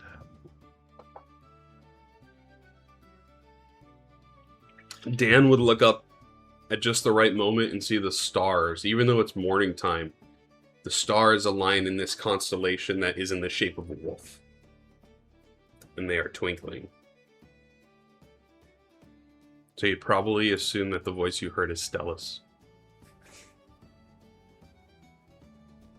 huh. He's here. And she Okay. said, Ignis. Would we surmise what that alludes to? I probably assumed that it was the voice of that individual that you had heard in regards to Exurgo. Gotcha. Which, looking back at your history checks too, Mako, you might be able to surmise that Exurgo is probably this fire champion.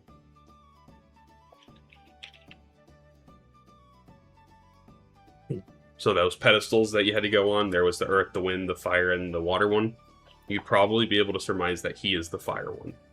I'm just gonna slowly turn my head. We have a puzzle piece here.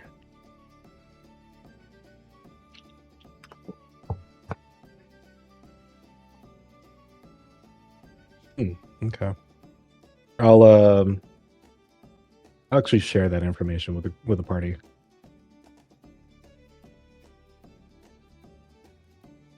Which, for your sake too, Frank, since you weren't here, they found a series of 4 islands, which I can pull up a picture of.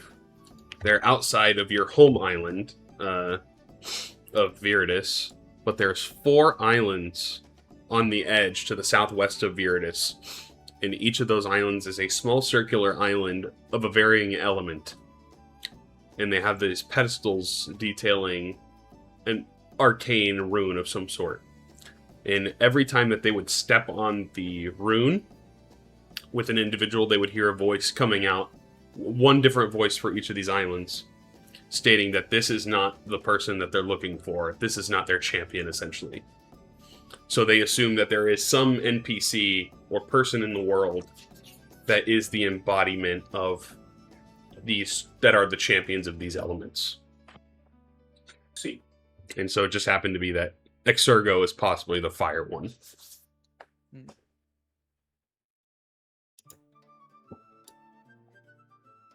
Can we believe that there may be also a master of all 4 elements around? An avatar.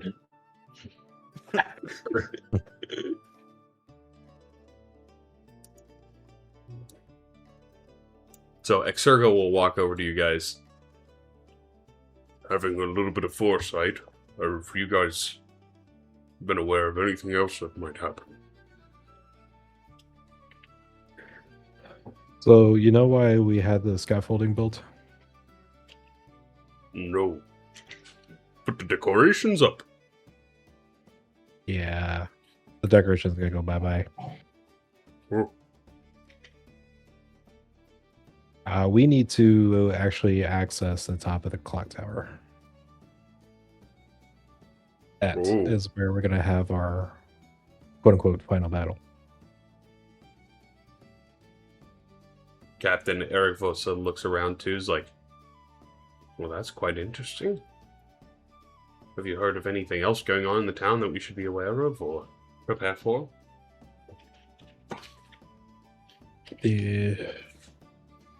Oh, we need to make sure I point over at the library. The conservatory.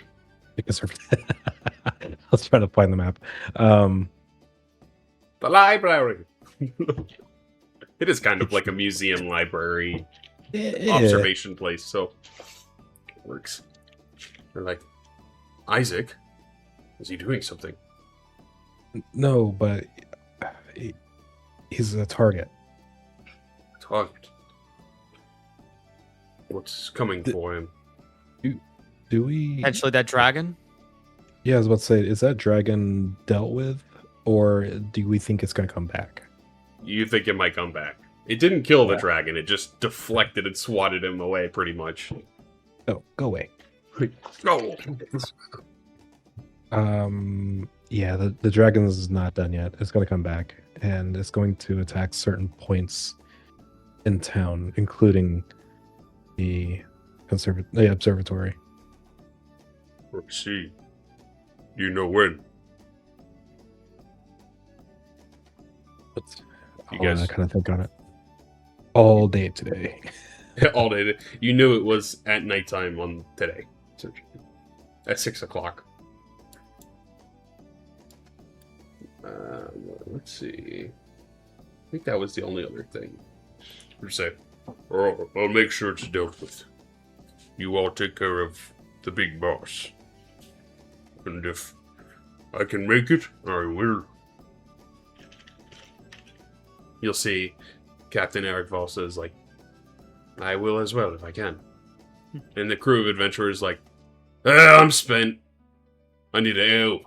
He's like, Heavy pokes him. He's like, come on, man. Don't be like this.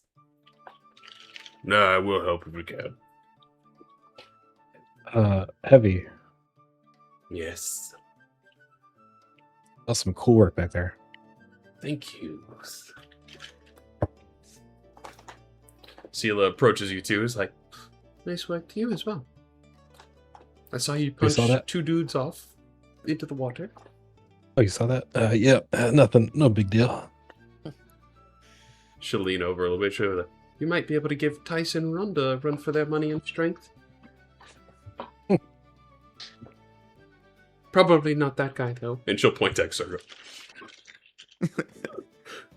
Yeah, no, no contest. You'll see Exergo quickly walk over and talk to Dockmaster Tug, too. And Dockmaster Tug will kind of give him a silent nod. And Exergo will walk back over to you guys and say, after the festival, you mind if I travel with you guys for a while? I think my heart's ready for adventuring again. Absolutely. Of course, it seems like you finally found the fire in your heart, just like I have. He'll give you a smile. That scar kind of glows a faint red for a second. And he'll say, I think so too.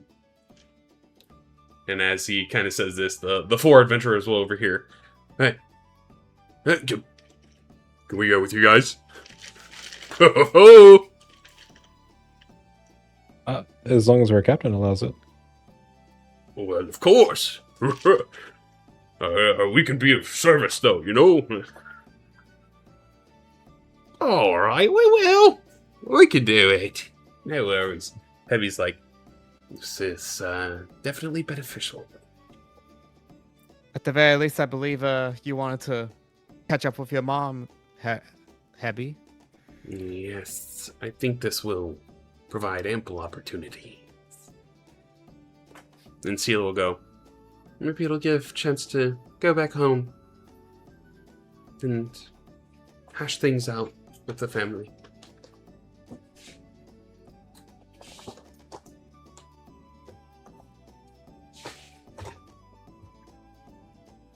So Tice will reach down to you all. Sounds like we got ourselves some deals.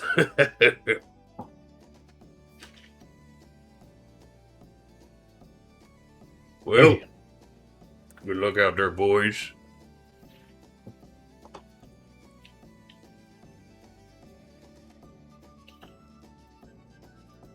So right now, do we feel like we need to wait until until a certain point at night when we're able to go up to the tower, or we can just do it any time now? You can climb up to the tower, but it's not flipped yet. The clock face is still facing the town. It will tilt upwards 90 degrees at nighttime. So you'd assume that at that point you could be there and be ready. To where the other team will essentially assault the conservatory and save Isaac. Okay. So you guys kind of have it set up for success where you can tackle both things. Nice. So, do we feel like these adventurers with nxsRaven could handle a dragon? I think you would feel pretty confidently that they can handle the dragon. He can solo 1v1 the dragon. The Dorgan. He can at least keep it at bay. You know, like he can hold it down, hopefully. Yeah. We're like, all right, everyone has their main battles, and whichever group can finish theirs first can go and assist the other. Sounds like a deal to me. Captain Eric Vasa will nod to you all. All right, then. Don't die out there, please. We're gonna save this damn place. Even if the mayor won't leave, we will deal with it for him. Agreed.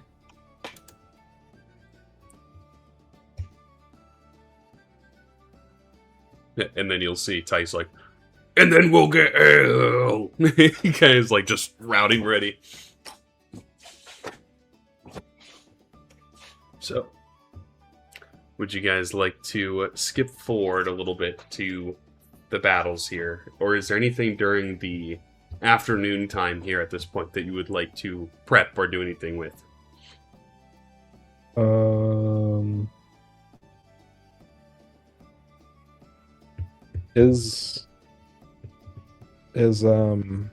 Shit, what's that?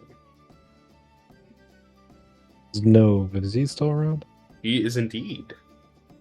Because he was not killed this time. And his shop was not burned. You want his shop? Can I also heal myself? What? Oh, you can. Can I also heal myself? Yep. Yeah. With that, You guys will be able to take a short rest too, because it's 8 hours away roughly, or 6 hours away roughly. So you guys will get the benefit of a short rest and can roll hit dice. And I believe with your bard ability, we can heal even more with Song of Rest. yes. I think that's wait, let me read it. We'll say During that- a short rest. Okay. we'll Can I just you say can that we'll do that. cast that?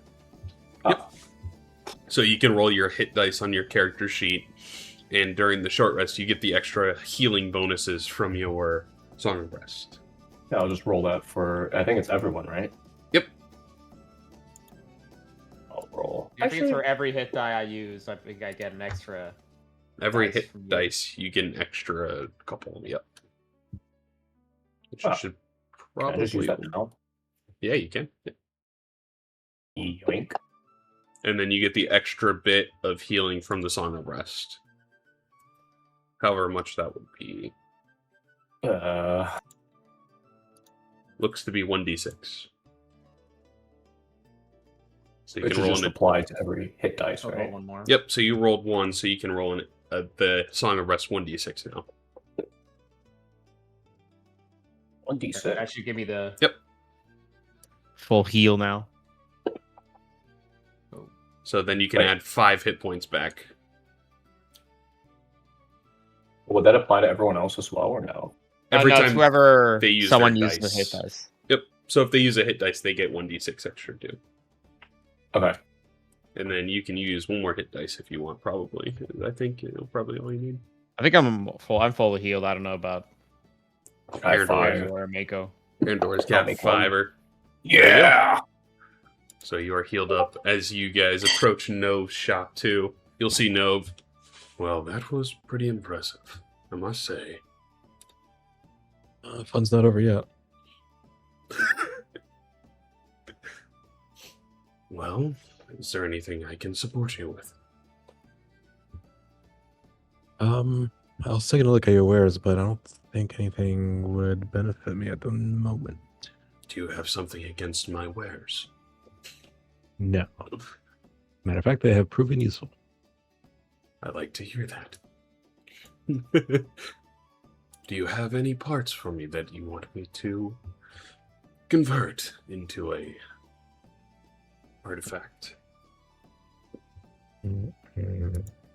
No. That's what you guys gotta do. You gotta start collecting some monster parts. Yeah. Does he still have the Leviathan Eye and Fang, or this He- cycle I did not give it to him? You actually have it back in your pocket.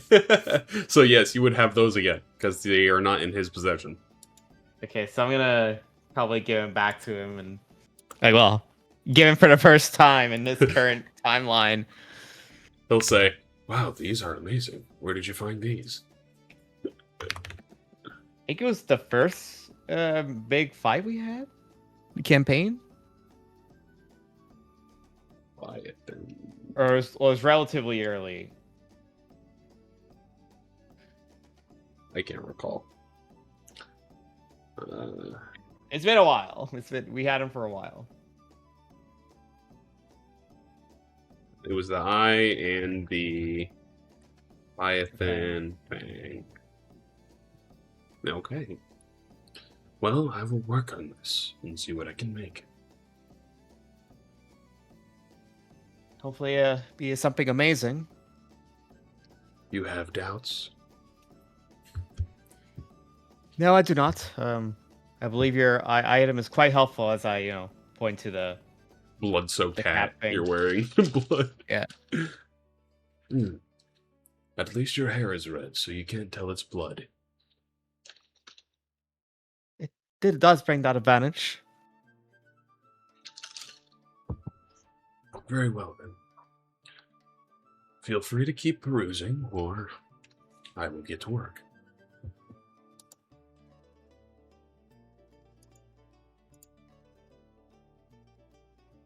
Okay. Yes, I should know. Just in case Frank can't recall, or you guys can't recall what he looks like. Boop. Dark Magician Man.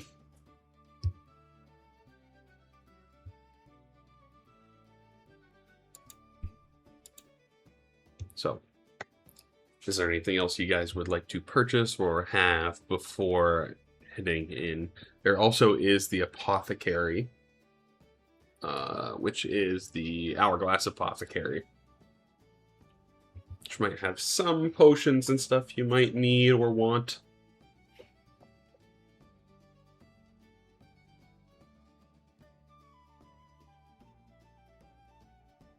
Perhaps Sergo should use that potion of hill giant strength. Was it only set your strength to 21? What if it's already higher than 21? Or a potion of growth. He's like, get bigger. Destroys the Speaking of conservatory. strength, is my strength? Do I still feel like this weird pain in my arms, or am I feel back to normal? It takes a long rest, as you had seen previously, to restore your strength.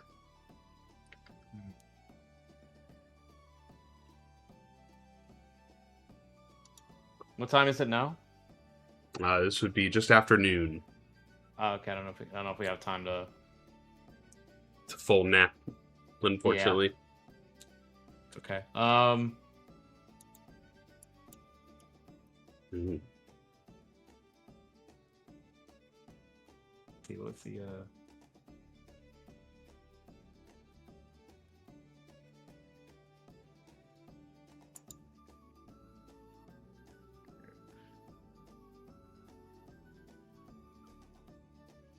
I guess maybe I should buy this potion of hill giant strength.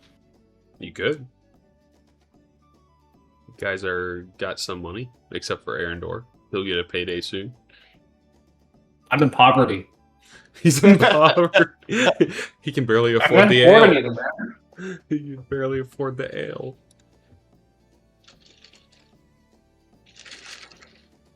He's about to get a small inheritance.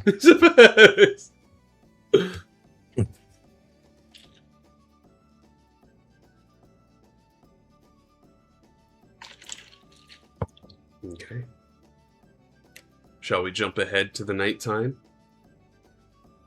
Shall we? Yeah. You guys gather around the campfire and you hear the bell toll. Dun, dun, dun.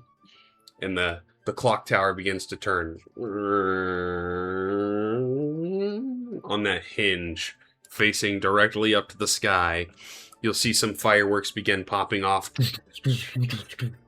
blasting onto the surface of the moon again, as you hear a voice. As that happens, you hear the dragon fly off into the eastern side of the town, smash the window to break into the conservatory, and battle begins to commence over there as you see flames in water and a whole bunch of energy just flying off in that direction, attacking the drake that had burst into the conservatory. And that leaves you guys able to climb the scaffolding up on top of the clock tower to face the laughing man. Let me see if I have that. Where she blow?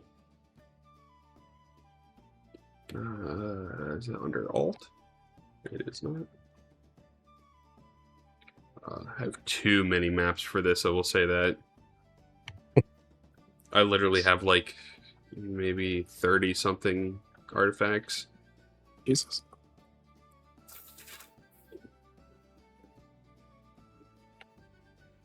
Alright, I just gotta open it manually. Alright, clock tower. Clocktown.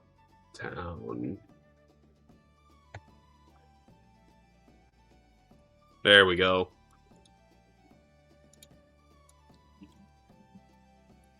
Ooh.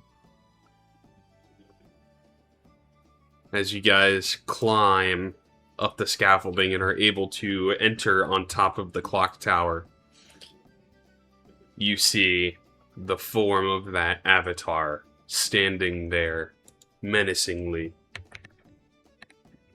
The avatar of Shadow. He smiles grinningly. This is definitely not the first cycle.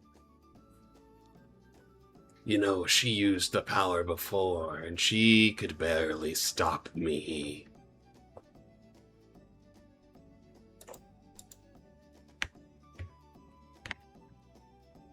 I'm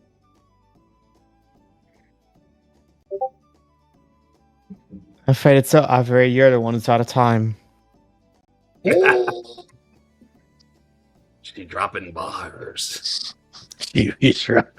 You're dropping bars, and I'm about to drop the moon. Let's I'm see gonna which use, one's more effective. I'm gonna definitely you do second weapon. Okay, we're gonna roll initiative then. Alrighty. Put that one down for a second.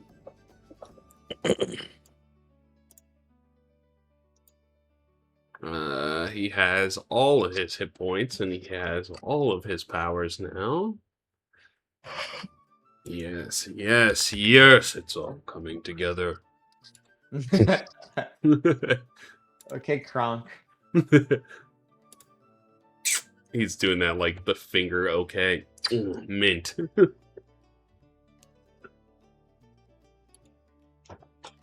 So now you know, Mira, he is no longer vulnerable to the radiant damage. So he will turn to you all, and actually, Mira, you got to roll initiative, Oh, yeah. and you get the sacred weapon off. Yep. He is numero 9, so he'll go in the middle of the pack. Let me get some battle music.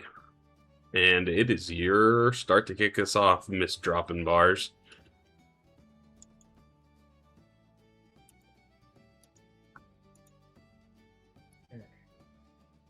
Right. Uh-oh. It was music.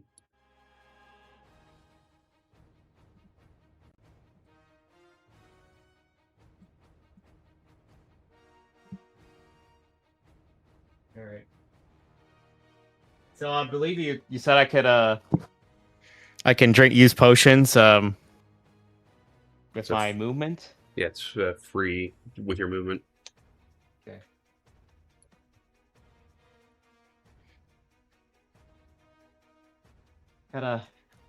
As the circle found the fire in his heart, I need my shell to unleash the fire in my heart. I forgot I had put that in there. Was that in Discord or in Fantasy Grounds? That was the soundboard Discord. Oh, that's awesome. Dawn of the final day. I'm gonna take out my one potion of hill giant strength. Oh shit!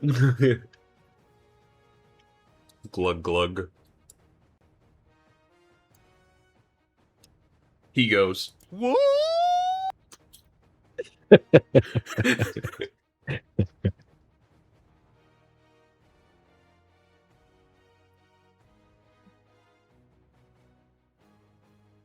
You definitely see those muscles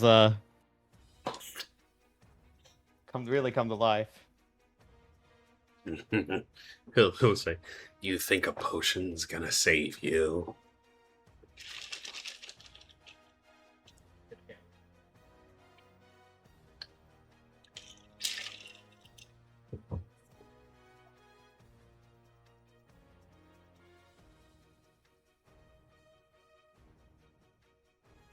Pat? Oh, what was it? Oh, I was saying I was trying to move my token, but I can't again. Oh, Sam. They should just leave that off by default, man. Come on. For real, I know. When have I ever needed it on? Yeah, exactly. I wonder if it's a setting.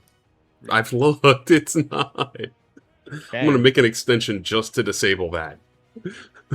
Yeah, only for them to update it and patch it Yeah. right Makes after you a do lot that. of sense, guys. All that work.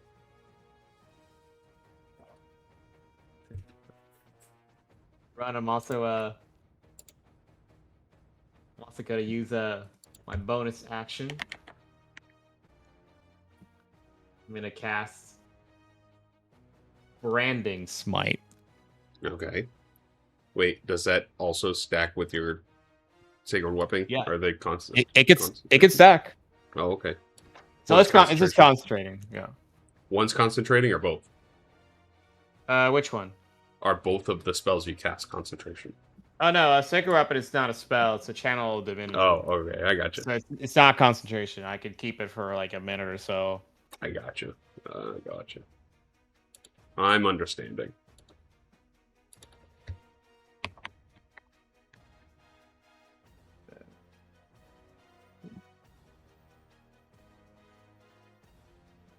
Let's see, leave this time. Alright.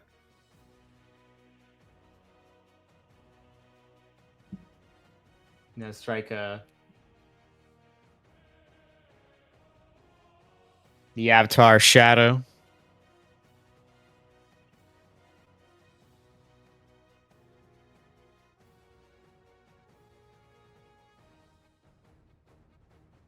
And yes, I'm gonna smite. Okay, let's see it. Level 1. Level 1 smite. Oh! Hmm. It does do the extra D8 because he is a demon. He's a fiend.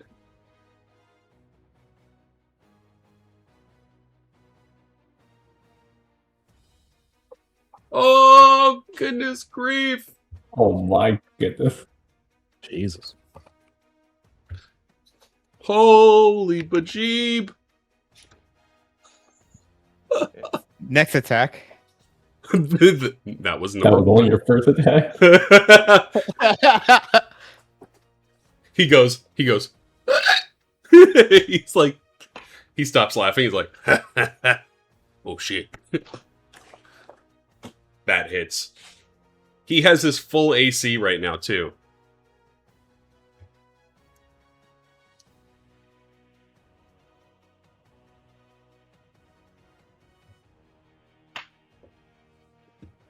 Are you smiting on this one? That's what I'm thinking. Send it. Come on. It's the big one. Yeah. I think I can afford to do one smite and then I have to really. I think I can do one more here. Sender.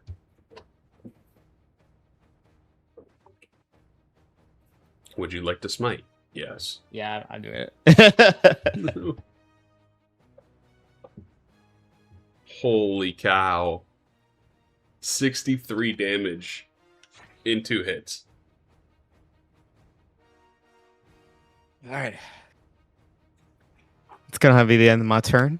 You see one of his arms is like broken. He's like, oh. And then he like snaps it back together. Anyway, then. Arendor. So, hypothetical situation from the last stance. Could Bardic Inspiration have applied to the smite as an extra D8 or no? Mm-mm. Okay. No, it's only for checks, not bonus damage. So, Oh, check. Okay, so so it's only could checks have and saves, I used think. it- Okay. Checks as in damage check too, right? Like if it hits. If it hits, yep. So can I do my bonus first? Yes, you Get out of the can. way. Okay, I like to drop this on Mako. And I'll check that off. And then I like to do my favorite skill, Cloud of Daggers. And I'd like Okay. to upcast it to level 3. Okay, so at the start of his turn, he'll take 64. And I'm not going to draw the square. I'm just going to put it directly on his current location, unless you want me to draw it. No, that's fair. Alright. That's it. So effect, I'll drag it on chat. Alright. I believe that is it. But I guess I'll have to roll it anyways. Yep. Start of his turn, he takes the 64 damage. 1, 2, 3, 4, 5, 6.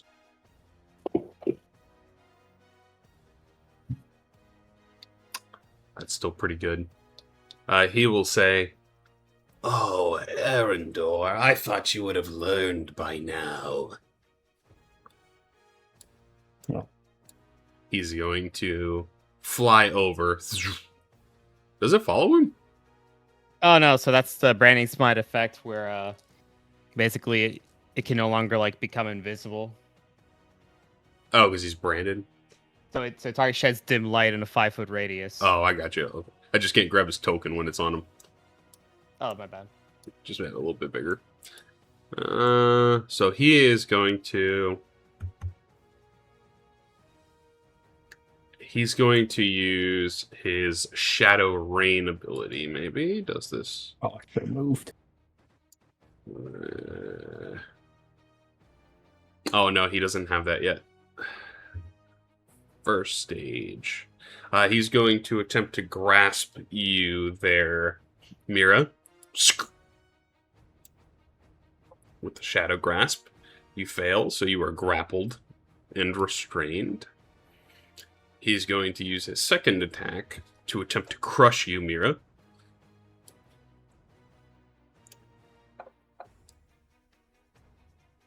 You just succeed his increased DC. You start to feel that shadow crushing you, and it's starting... Oh, go ahead. Could I use my reaction to re-roll that dex save Oh, okay, yeah. with my shield? Yes. Let me go ahead and roll for you. He wouldn't be able to do the second thing then, so he will use... Oh, you failed anyway. So, actually... Alright, doesn't matter.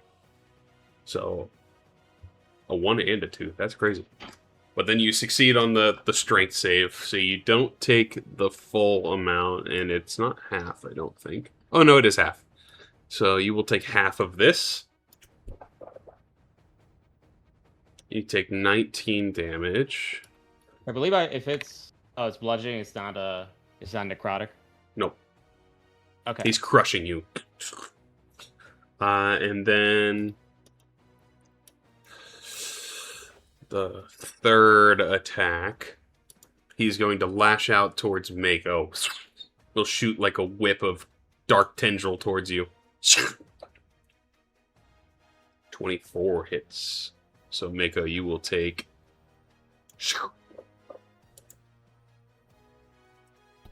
He didn't have advantage, so he doesn't do extra damage. You are still grappled there, Mira, so he is going to move. He'll just go. His speed's super high, so he'll come like right there. That makes sense. He's got everybody in range. That will be his turn.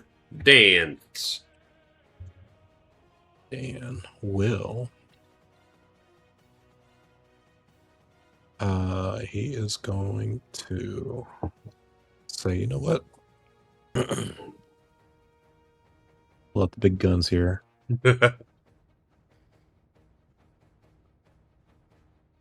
Sure, it's bigger than that, but you get it.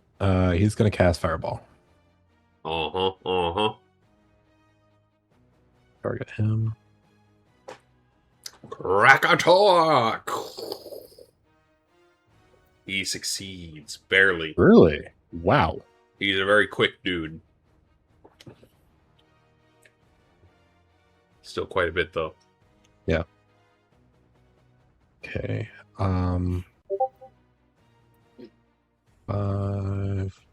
Okay. 10, 15, 20, 25, 30. Get away from the group a little bit. I think that'll be his turn.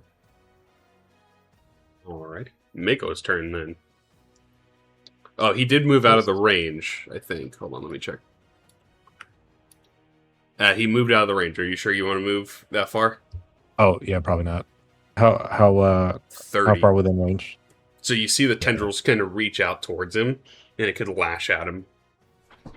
Knowing his combat sense, seeing that, nah, he probably wouldn't do that. Gotcha. Alright. Then Mako. You see those piercing red eyes at you. 15, 20, 25. I'm going to... Nope, I was clicking on the wrong sheet. Take out my serpent staff. Attack. This. Second attack. Whoops. And I'm going to use that poison damage on this one. Okay. He resists. He resists poison. I'm going to... Actually, he's immune to poison. Oh, So he only took the bludgeoning. gotcha. Yeah, good to know. He's immune to poison. I call out loud. I'm going to flurry blows. Okay. You guys have done over 100 points of damage already. Not even half. Oh no. Damn. This. Now that Frank can't see the hit points anymore. Hey Pat, it says 235 on my screen. I don't know what you're talking about. The second one hits Bako. I'm going to melee attack. Melee. Oh shit! I should have done that. I will do the open hand technique. And well, let me roll damage first. And I want to try to make him prone. So Okay. I'll use another. Oh, sorry, that's not a key point. Is it? No, not for Just whenever your you flurry open blows. hand. Yep, just whenever you use Cool. flurry of blows, you get to invoke one of those. So he succeeds, but you will also see you kind of hit him down to the ground, and then he appears standing up again. He is also immune to prone. And I can't knock him over. He's like a wacky, wavy, inflatable arm flailing tube man. You just like punch him, and then he just floats back up. I'm gonna stay put. That'll be my turn. Alrighty. At the end of this round of combat, you will hear, and you will see the world around you. All the lights dim, and they all go out for a moment. And then standing behind all of you, where you had jumped in, you see the form of a massive drake hanging onto the edge of the clock face. It looks absolutely like battered to death almost. Like it's barely hanging in there, but it has been summoned back here. And it is its turn. It is going to use its breath attack, most likely. No. Yeah. Let's see here. Cone. Yeah, it's got me that. Cone. So it's going to take a deep breath and just breathe out this black fire.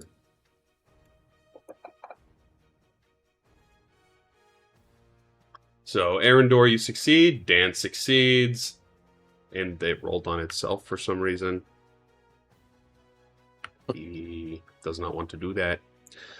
So, if you succeed, you take half damage, and you are not ignited.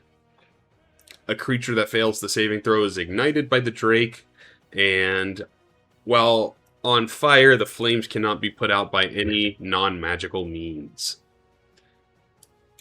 So this is the damage. So only 20. Yay. Only 20 damage, and you are not lit by the black fire.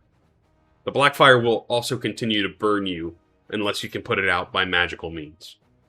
Oh. So the dragon, after dropping that, let me give the pointer. He will begin to fly over. And that will be its turn.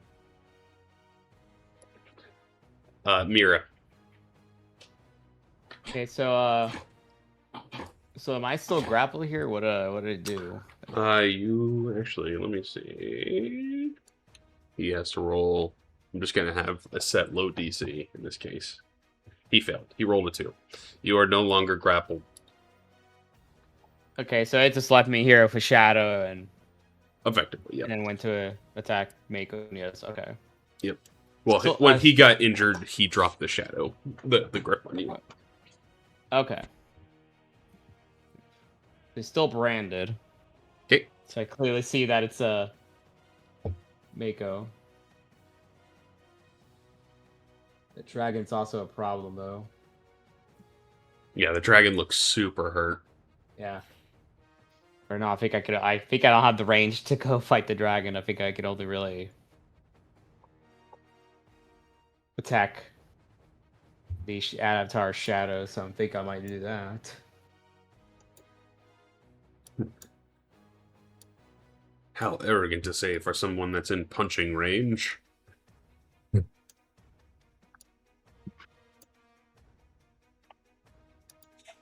think I'll save some bonus action for now.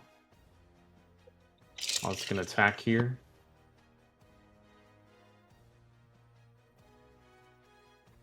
Not gonna lie, seeing the map in like the 3D version, it's actually kind of cool. Yeah. This Oh, let me look at it. Wait, how do you 3D version? There should be a button at the top. Toggle It's the little view camera button. Oh, Yeah. oh, this reminds me of a boss battle in a different game.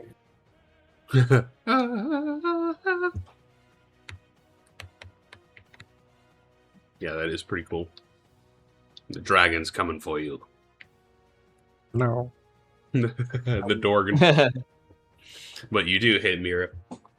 Nice. He's like, no, not again.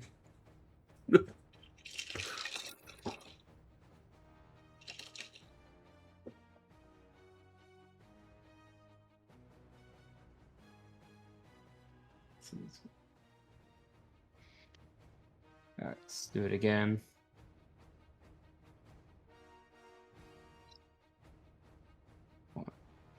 Oh, I thought I was gonna get a 20 there. Still hits, though.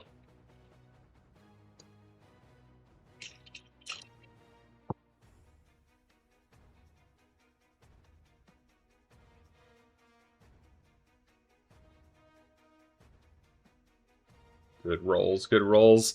As you slice through him that time, you can see his form isn't healing as fast. It's not re-gripping as quickly as it is before. He is considered bloody.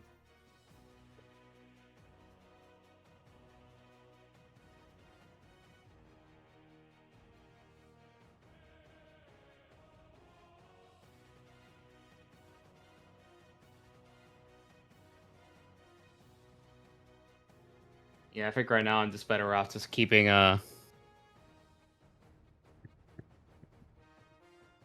keeping the shield as is and just ending my turn for now. Okay. Arendor. Okay. I am going to do it again. Make me Actually- do it again.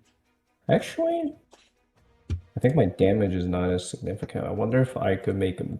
Oh, wait. Sleep would prevent him from attacking his next turn because I'm right before.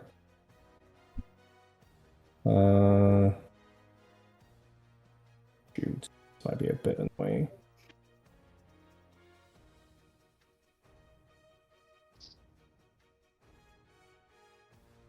So what happens if the creature becomes harmed, they become incapacitated, and has speed 0? Incapacitated, I'm assuming just you do nothing. They lose their action and their reactions if they're incapacitated. Alright, let's give this a shot. Where that is not 30. I don't know how to change the color, but I believe that's not touching Mira or Mako, I believe. No, you're good. I get what you're Okay. going for. Yeah, I don't know why I can't change the color. I also don't know how to. It's in your icon. Where I think if you right click, or no, scratch it actually. I mean, this should be okay, right? I Fine. can barely see it. I don't know if it's worse for other people. I'm trying to remember where it's at. I can play around with it after this. Okay, so run hypnotic pattern. So it has to run a save, right? Right now. Yep. He fails. He's incapacitated. Perfect.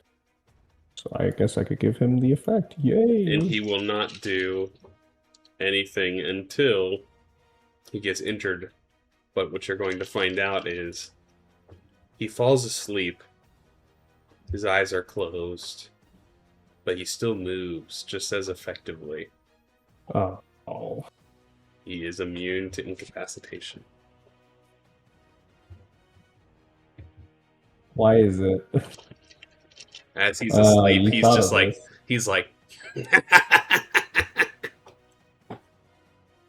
Okay. All right.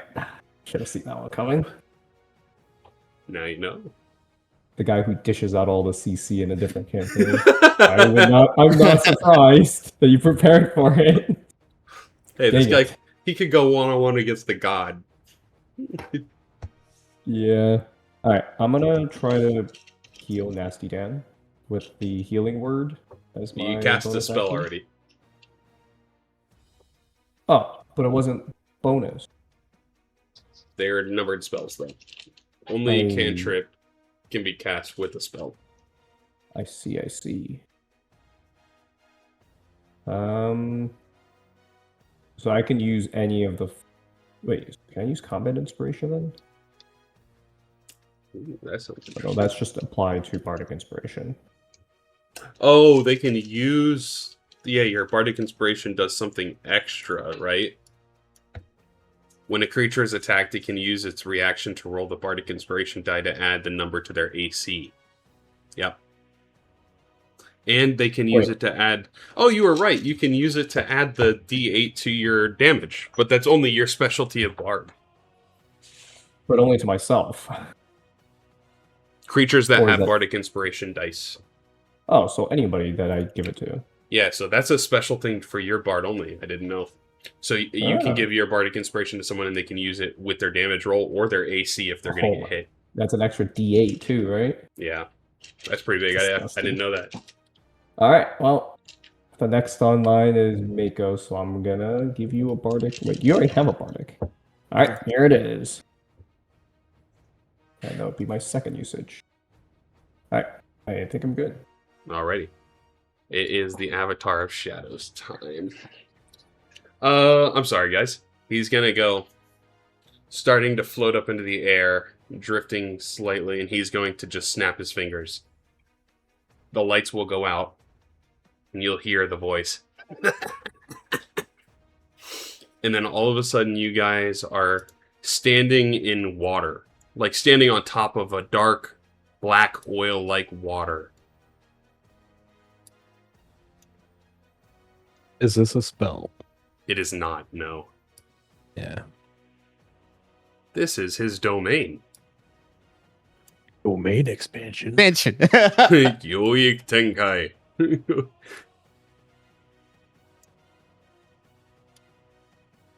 That means he gets to use his cool abilities. Oh.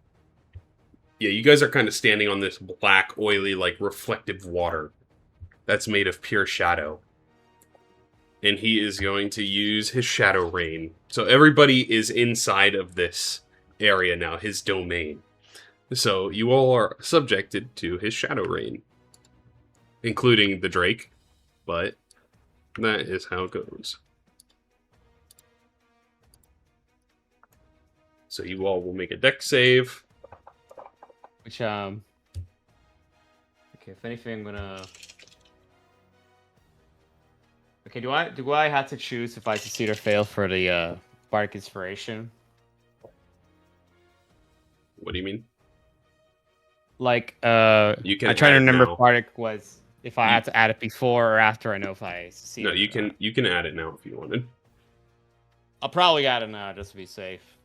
Okay. Let me roll the d8. You succeeded. It was 1.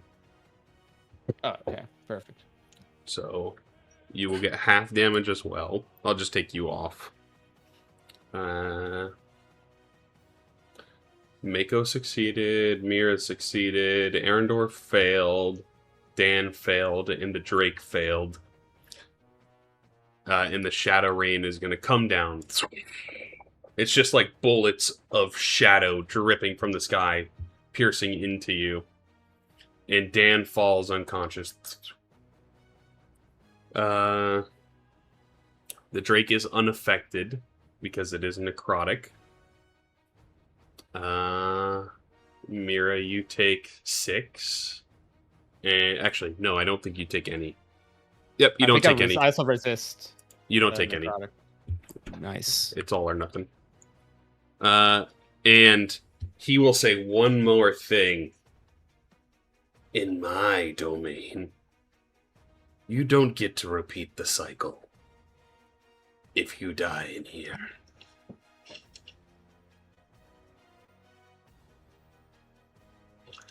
That is the last little piece of knowledge he will say, as he is going to make 2 more attacks. 1 on Mako and 1 on Mira.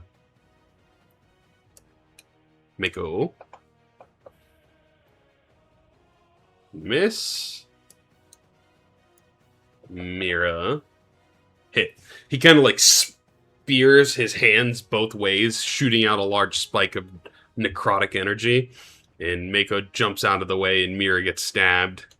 So Mira, you will take this much damage, which is necrotic, so you resist part of it. And that will be his turn, as his rain is recharging. Dan unconscious. Go ahead and make a death save for Dan there, Miko. Okay. Vinny. Oh! Wow. I mean, it's 2 is better than a 1 right now. Yeah, that's for sure. Mako. Okay. Alrighty. Michael's out of that. Still targeting him. Yep. Alright. I'm gonna. You know what? I'll do it. I'm gonna take a.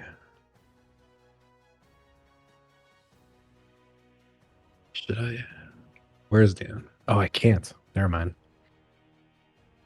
I'm just gonna attack with my spear. Okay, with the avatar. Yeah, I thought Dan was close to me for whatever Wait, reason. did you have advantage because we're Oh, already yep. just I have, so automatically? one more at advantage.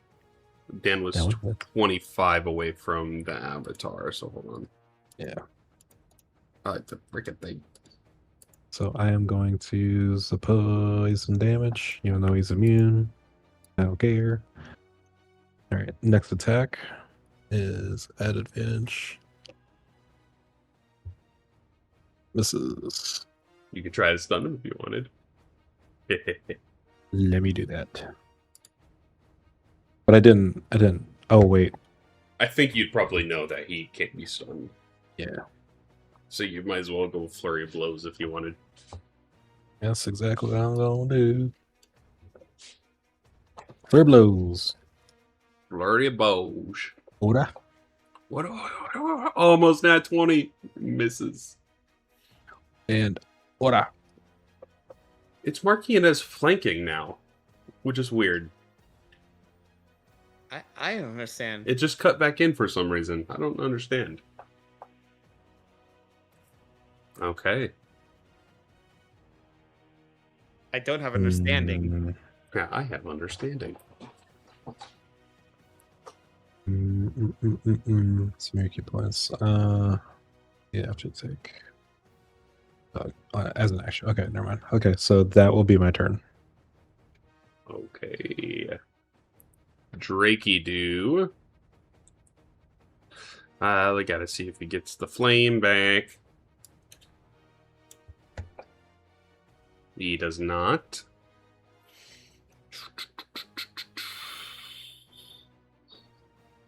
I think he's gotta fly over here. Go right there. He gets 2 attacks. 2 attacks. 1 with the bite. Yikers. Oh no, Mako. Bring it. Do it. Oh! Oh no! And 1 with the claw at Mira. 19 Hang on. hits. Hang on, I think I can. You can use the Bardic to not take the hit. No, I used the bardic I already, use but I it. have another option. Oh, Vinny, would it work forget. for you? Dang it! It's not a. You know what? It could. Has a chance. Let's see. I just gotta have to roll a d8. Yeah. You need 7 or higher. Let's do it, shall we? No! Oh wait, that was from Dan anyway. That's fine. It's fine. Alrighty. So. Oh yeah, shit! I thought I could use the shield of fate, but I forgot that was a bonus action. That's not a reaction. So you take the claw damage. It's looking grim. Okay. At the end of the turn, you see a crack start to appear on the edge of this reality that you have been thrusted into. It starts breaking like glass. And then crumbling. Like a shattering mirror, you all are thrusted back in to the clock tower. Standing on the clock tower itself.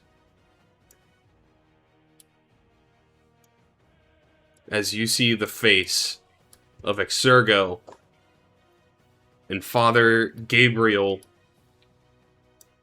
and you see it's just those two so far, but you can hear more people coming as they're screaming, "We're gonna get in there!" Ah! Mira, it is your turn.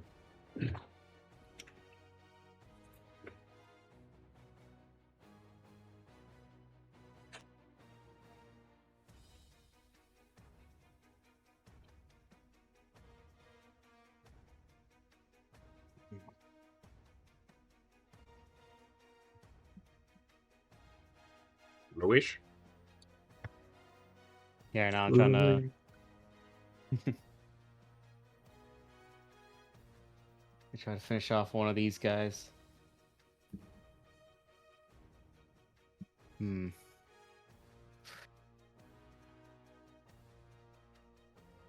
Because right now I'm 5 feet from the dragon, right? Yes. Okay. Well, I do think the shadow's a bigger threat.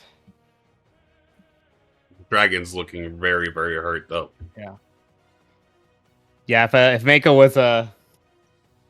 was conscious, I definitely would have attacked the shadow. But I feel like now I'm better just getting rid of one of these guys. Okay, so I think I'll attack the Drake here. Use that extra muscles. Okay.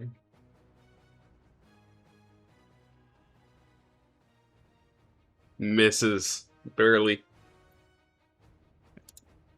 It's looking bleak. Okay, I think I'll use I think I'll attack the shadow. Now. Okay. Attack.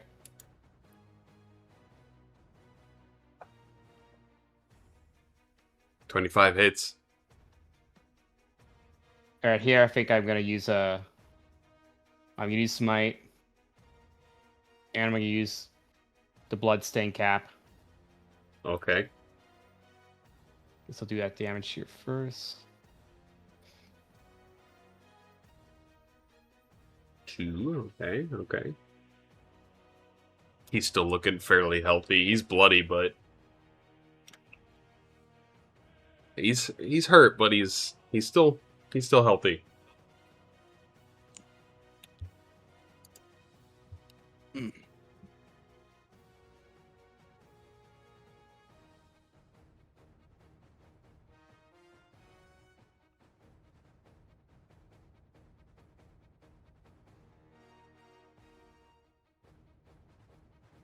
All right.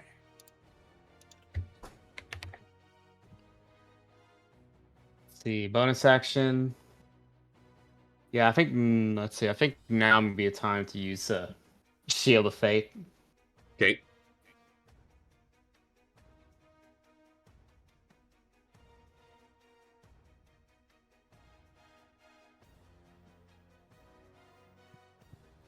Oh wait, I can't use that. Never mind. Need to get rid of that.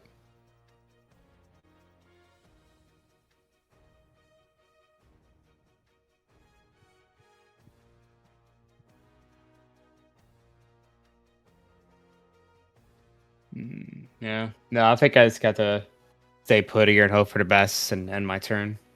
Alrighty. Arendor, what you got? Bardic Inspiration puts someone up from dying, right?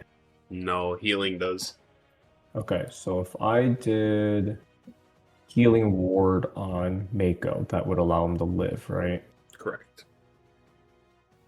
Is there any downside? So let's just say I make him live and then the avatar decides to target him again. Would that put him back to dying, or would he be dead? No, he just goes back to the unconscious state. Okay. I like to spend Healing Ward on Mako. Wait. Do I just drag it on his... See if that works. Okay. So that's my level 1 I've used. So Mako is no longer dying. So, okay. Let's see where everyone's positioned. That was your Mako boner. next. The avatar. Yeah, I mean, I can really only use Bardic Inspiration on Mako because Mira still has it. You already used your bonus to heal. I used my Bardic. Oh wait, that means I have nothing left, right? That means my turn's done. You have action. You have a regular action. But Healing Ward is a Bonus level action. 1 bonus. It's a bonus action still.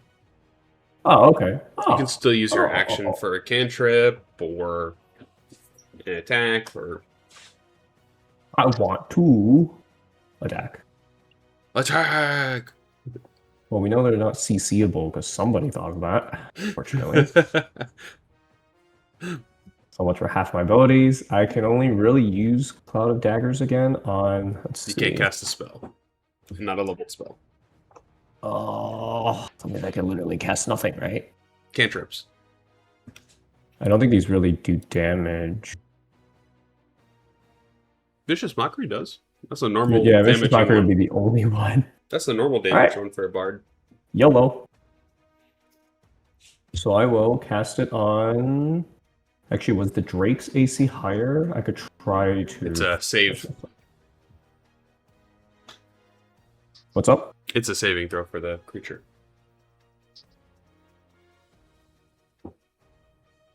Their AC doesn't Okay. matter. Oh, good. Okay, cool.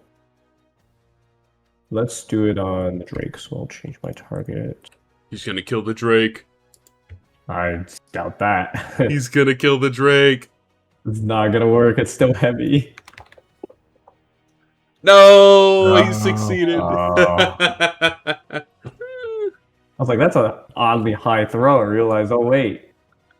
Okay, well, that's my turn then. The Avatar of Shadow will go. Can't even see. Wow. Wow. I'm sorry, man. High level monsters tend to have that kind of stuff. It wasn't me, I promise. He is going to. Oh, this is going to be looking good here. This is going to be juicy. He's going to use all 3 attacks for necrotic slashes. One at each of you that's still up. Let's count them down, shall we? Shall we? Oh, so Arendor. Oof. The pierce of the tendrils. Right through your stomach, Arendor. The second one. Mira. 15 misses. Oh, The wow. third one bursts out of his back towards you, Mako. You are proned. Oh no. It just stabs Why is that into you. advantage? Oh, He's because he's prone. It does additional damage if he has advantage, too. Oh, Hell yeah. okay. Okay. Shit. So, Mako, you no. drop to 0 hit points again. Yep. Stabs into you. Dan's turn. He needs to make a death saving throw, and not a nat 1. You have advantage, at least. Not that one. Let's go. No 2 nat 1s. No 2 nat 1s. Okay, it's a success. Brett's like, you killed my character. I'll never trust you again, Vinny. You'd be like, yeah, that's par for the course. That sounds about right. I mean, no, the part for a course is Brett's character being eaten by a Wendigo. That is also true. Eaten by a Drake. If he dies, it's like, oh, don't tell me a Wendigo show up and ate Dan. Okay. So, Mako, you as well. Yeah, man. Boop.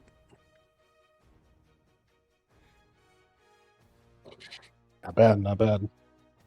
That's a good one. Alrighty. The Drake, with its 1 hit point, it's going to move over, and it is going to make 3 attacks at Mira. Or it's 2 attacks. 2 attacks at Mira. The bite hits. shit. That's a lot. Oh. And the claw Ooh, misses you as you're ooh. unconscious. Holy So- shit. With all 4 of you hitting the deck. That is the Drake's turn. As Exurgo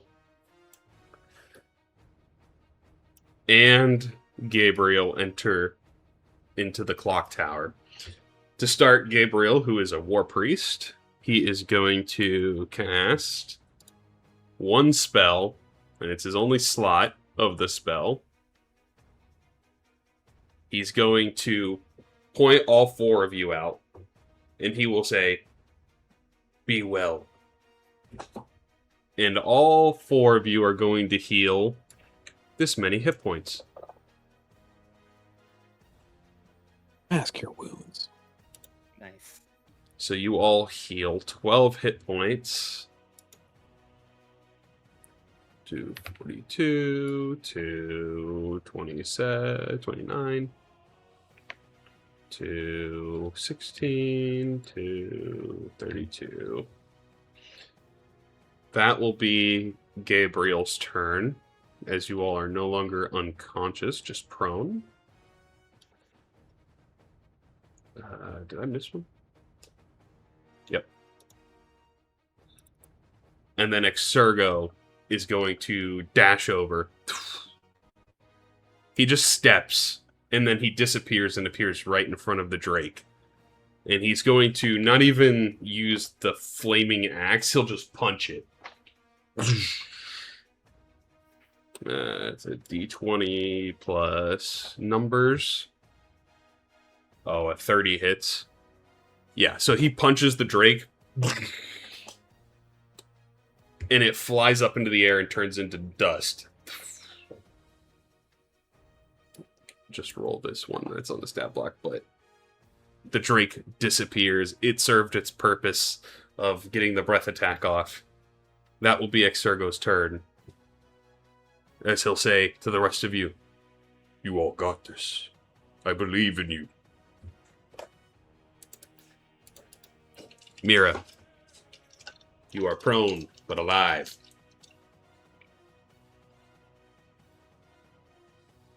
Thing Mako is like, I was barely alive, and the kick we know we must do. So I'm gonna stand up. Okay. So I believe even if Mako's prone, do I still get the flanking? No, No, okay, so Mako has me standing up. Okay, correct. all right. Oh, but guys, I guess it doesn't really change what I gotta do. They say that a hero can save us. Not gonna stand here and wait. A 30 hits? Does a 30 hit? It's a 32 hit. You and nxsRaven rolled the same number.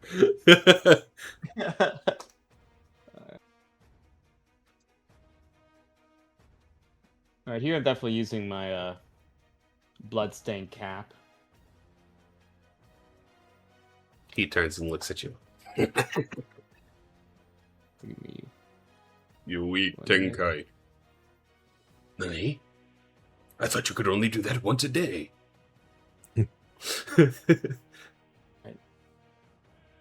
Let's roll. Both of those hit. I was really hoping for that nat 20, but I think I'm just gonna have to send it here. I'm using my last smite. Okay. Level 2 or 1? Level 2. You want it? Level Wait, 2. Is he able to add it to his attack roll to Bardic? You can, yes. If you want for the damage for the Bardic, you can use that as damage for Arendor's specialty of Bard, apparently. Oh, Yeah, so you can Yeah, do an extra That's what I D8. kept trying to give it to you guys, but I realized that I I didn't yeah, know I that. didn't know That's that. awesome. I didn't even know that. That was crazy. Oh yeah, it does say damager. You're right. Okay, yeah, because you're probably your He's a Valor. specific college. Okay. Yeah. Nice. Valor OP, man. I read that the first time when we were leveling. I'm like, okay, this sounds kind of OP. Yeah, that's actually really good. I didn't even see that. I didn't play that kind of Bard, though, when I played. I played a flamboyant glamour Bard. I see. He was a flamboyant fairy that was a jester. I think now's definitely the time to use it. You could do this. You just need, like, a ton of damage. Wait, did I? It does give you the extra D8, so it's 4D8, 2D6 plus 4D8 plus an extra D8. So roll an extra D8. Oh, I thought it was gonna be an 8, but it's 2. But I'll take another more damage. I can tell you he's looking hurt, and you guys have done well over 200 damage at this point. He looks at you and he's like,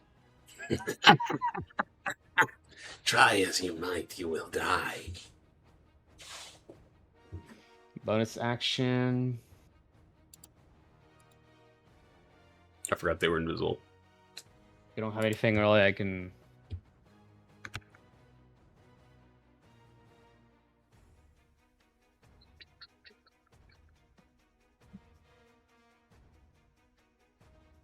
I guess a bonus like. No, no. Might as well just keep it as I am, so that way if we need to make saves. No, let's keep it as is and end my turn. Alrighty. Arendor. Right.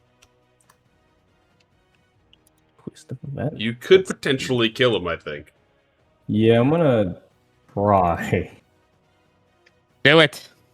The question is, how do I target him? All right, I like to upcast. The only thing that does damage to him apparently is the cloud of daggers. Honestly, it's fitting that if you could do this. You'll be able to respec your spells after this, buddy, I promise. Yeah. Because I'll tell you, hallucinatory terrain is not very good. Alright, I'll apply this on his current location. I like to move 5, 10, 15. I think that's out of the range. If he wants to explode, at least I can still heal someone. Okay. And then I guess his next turn is him anyway, so do you want me to just roll the damage? If that is the end of your turn, yes, we can do that. I mean, I'll give Bardic to Mako. Okay. Might as well. In case he's alive by the time that Oh, no. his turn goes. Alright. You could give it to yourself and deal an extra d8 on the damage that you roll. I think I Can you said give it to beside yourself? yourself. To choose one creature other than yourself. Oh, yeah, for for Bardic Bardic. Inspiration. Yeah. That makes sense. So unfortunately, I did read it earlier. I was the like, fact that okay, you if I can't do- inspire yourself, like, come on, give a pep talk, you know? That'd be kind of cheaty. Alright, so I'd be rolling 60... 66 or 64. Oh, he's so hurt. He's not dead. Okay. How could well, you that's on get my turn. 3, 4, 5, 6, 7. You missed 10 damage essentially, and you didn't need all 10 of it. Let's just say that he's looking really hurt. He'll go. "Tick, tick, tick. You try it as you might, but it didn't work, did it?" He'll snap his fingers and he'll attempt to blast a hole straight through Mira.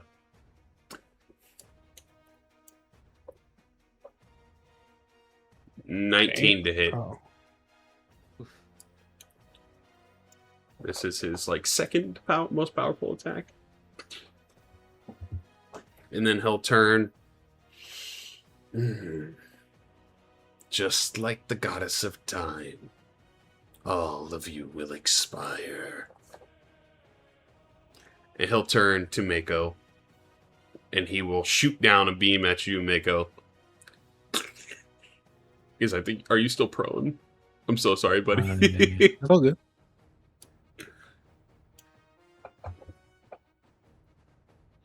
Oh, he missed with a 19! Holy shit. Because he had the +1 from Mira. That's crazy. Oh my god. Wait, +1. How did you get +1 for me? I don't know. Because of my Your shield, shield? I think. Your shield. You're within 5 feet of him, and he's within 5 feet, I think. I have no idea. At this point, I'm not going to question. That's pretty awesome.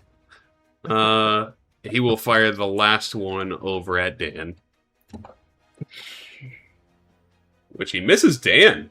Holy What? shit. Oh, because it's ranged. Derp. Okay. That'll be the Avatar Shadow's turn. Dan. I think he's going to cast. Gonna play it safe with everybody in the way. Gonna cast Chromatic Orb at the 3rd level. Okay.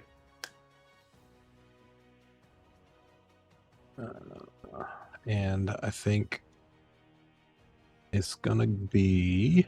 Be like, he's gonna give Mako the the help action. I was thinking about that, but That's funny. I'm gonna have him do cold damage if it hits. Oh, okay. Boop. And boop. 2 9s. Misses barely. Wow. Maybe I should have given myself help there. It's because he was also prone, but the 9 still would have taken effect anyway. Yeah. You know what? I will. Yeah. Okay. Yeah. That'll be his turn. Okay.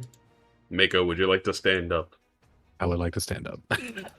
You don't get Wake up, flanking, get blamed after. unfortunately, but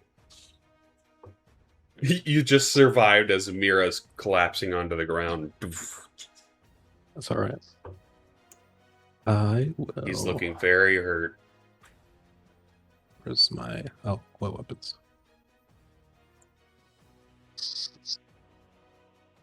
There we go. Second attack. Yeah. Where blows? What? Choking. Oh, that hits. So funny. How would you like to do this? I will take a page from my previous combat encounters. Try to send them flying with an open palm up into the air. You palm him straight up, just like Exergo sent the Drake flying into the sky, and you see him turn into mist that just sprinkles onto the battlefield below. You guys are out of combat as Arendor, you feel a gentle grasp on your shoulder from behind. I look. You behind. see, it's almost like an apparition, like the faint translucent glow of a woman standing there. Long, reddish orange hair, a rose gold amulet, flowing green dress. You'd recognize this as your mother, Oh, the goddess of time. but as a ghost? Yeah. Okay. She says, "Thank you for doing what I couldn't for you."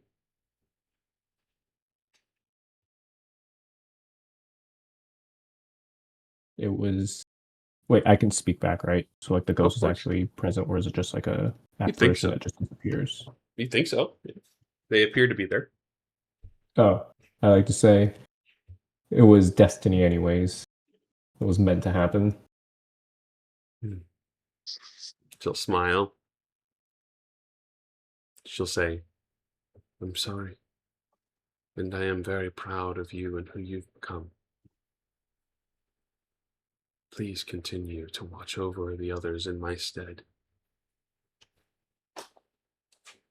I will. And But I see couldn't the have done it without my group of fellow adventurers. companionship and friendship is more powerful than anything that you can do by yourself. Trust me, I know. But you should see the world for yourself and explore what is out there. Don't be trapped in a cage like me.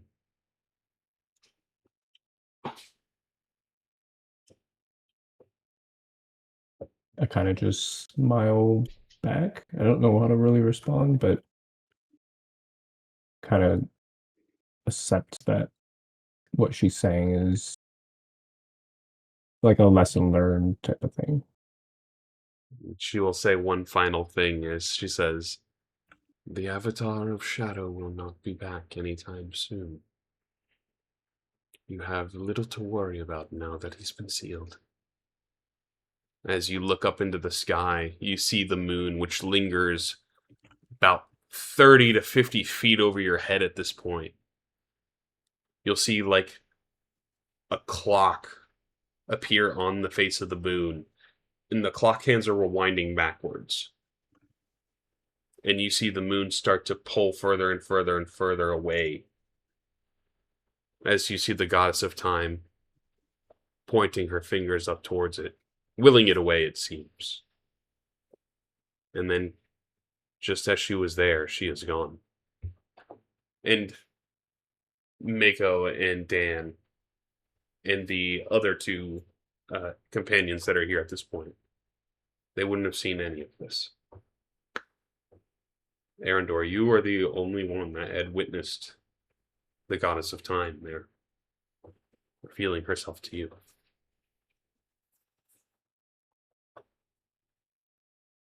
As the fireworks continue to blast out of the clock face into the sky, you see elegant purples and blues and reds and greens sparkling in the air above you and raining down that sparks just over your head. And you know for the first time that you guys have arrived here in Medius, that the town is safe, and that the problem has been dealt with. The music plays on into the background. Some people stand emotionlessly, while others cheer loud. One person, sitting at their stall, sobs, knowing the truth that her husband will never come home. But that is how the story has unfolded here. That is the cycle of Clocktown. Is there anything that you guys would like to do from here as the night drifts on in merriment for you all? Grasping in your company and tending to the wounds that you all have gained here. Am I able to am I able to split off a little bit and spend some time with was it my cousin or was it my sister? I forgot. Your mom, what is a granddaughter? So she'd be, was your niece, right? Yeah, some blood relative. Or you'd be the uncle, right? You're the son of the grandma. Wait, Yeah, I'm you'd be the older? uncle. You'd be the uncle. Oh, Drunkle Arendor. Drunkle. But I like to spend some time and try to learn the history and figure out like some of the holes in my story if she has answers. Of course. Yeah. You're able to spend some time with them.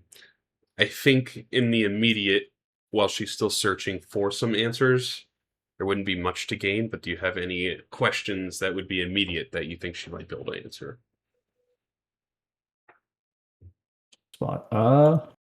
Dovin and Lilina are there. Although Lilina seems to answer more questions than Dovin.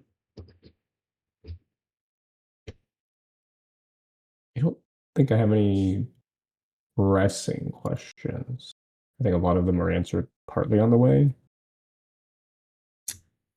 I think when you see Lilina too, you would recognize that that rose gold amulet that she is wearing, that necklace, is the same one that your mother had worn.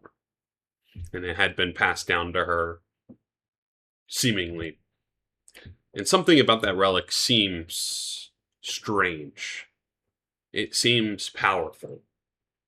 So you can roll an Arcana check or a History check. Now that you have a little bit more insight and ability to see this easier.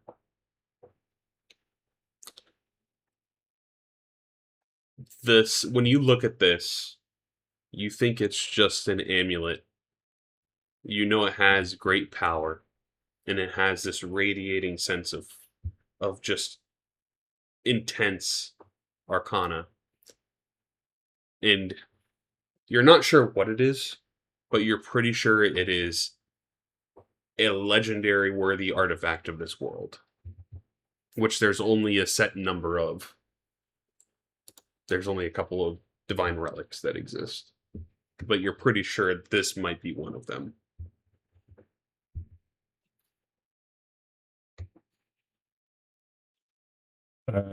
Steal the amulet. I'm kidding. But Lilina will tell you she will continue looking, and Dovin will also say, oh, yeah, I'll dig through some of the stuff that she has and see if I can dig up anything for you. I'm sure she would appreciate that. And I know you might have something to tend to shortly while you're here in Medius. I don't think you came here for just the festival. So I hope when you come back through, I mean, if your ship's staying docked here, that you stop back by and we'll hopefully have something for you by then. But in the meantime, it's kind of like a gotcha moment because their religion has upholded, right? They did nothing and it worked out for them. Yeah. So it kind of worked out for them and they were right? Like everything solved itself, right? We didn't have to do anything. You guys showed up and took care of it. So their religion rings true and that makes them feel happy. But at the same time, they do owe you a debt, they feel like, and especially wanting to take care of you all. So they will pull out a large satchel of platinum and gold coins. And they will pass it to you, Arendor, to say, this is for you and your friends. A little something that we were able to scrounge up together. Well, thank you. Greatly appreciated. Thank you. I like to distribute the amount to my fellow party members. Okay, it'd be 1,000 platinum pieces. Holy shit. I'm no longer in poverty. Let's go. 6,000 gold. So 1,000 platinum pieces split between the 6 of you or 7 of you. One platinum piece is 10 gold. So you guys each getting 142 platinum pieces is 1,400 gold in addition to 900 gold a piece. So 2,300 gold a person. Oh man, It's pretty good. looking juicy. And then she will say if she finds anything of importance or relics, she will be insured to give that to you. Or like a will and testament. I like to just say thank you. Appreciate it all. Of course, thank you. And I hope to see you soon before you leave.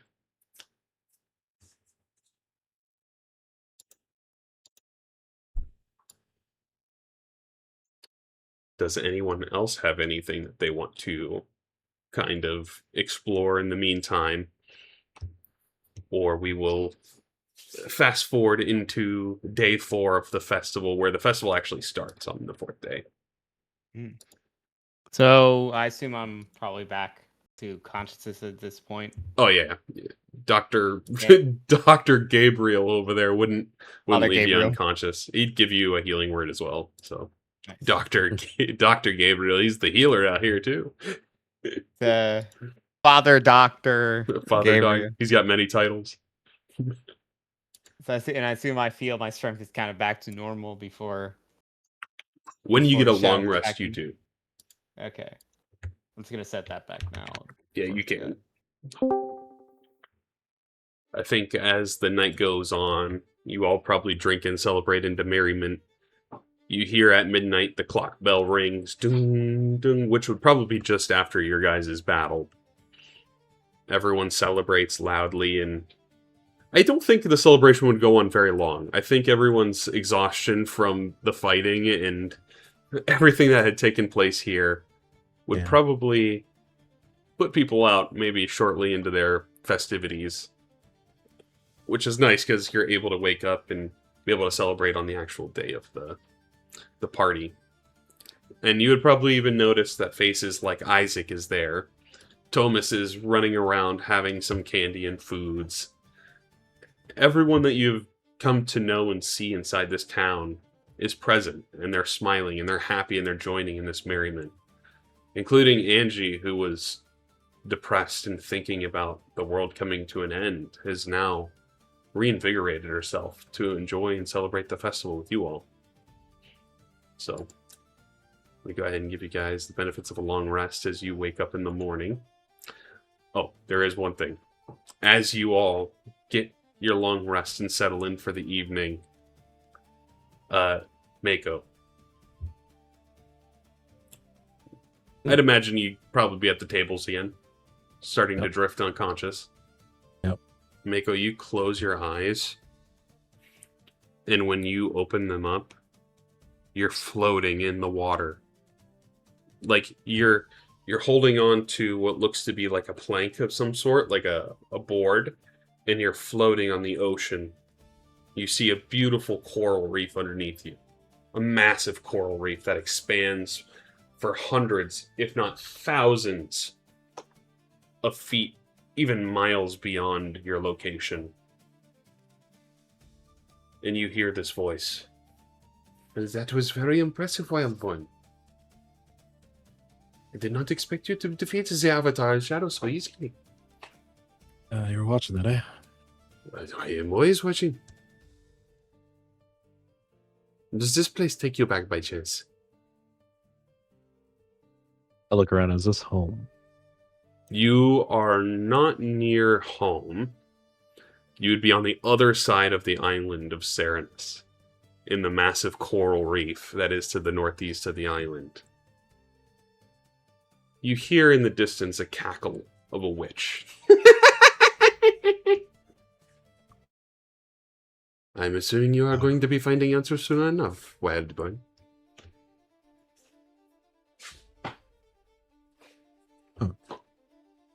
No, I almost feel like you're helping me. I am just as intrigued in watching this experiment go as you are.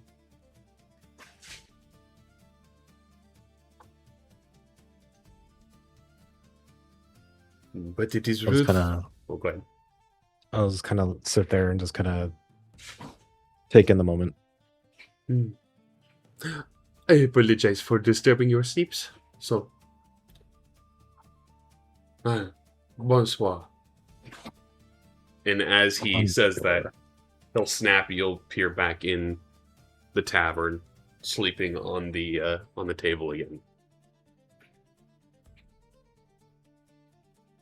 He's obsessed with me.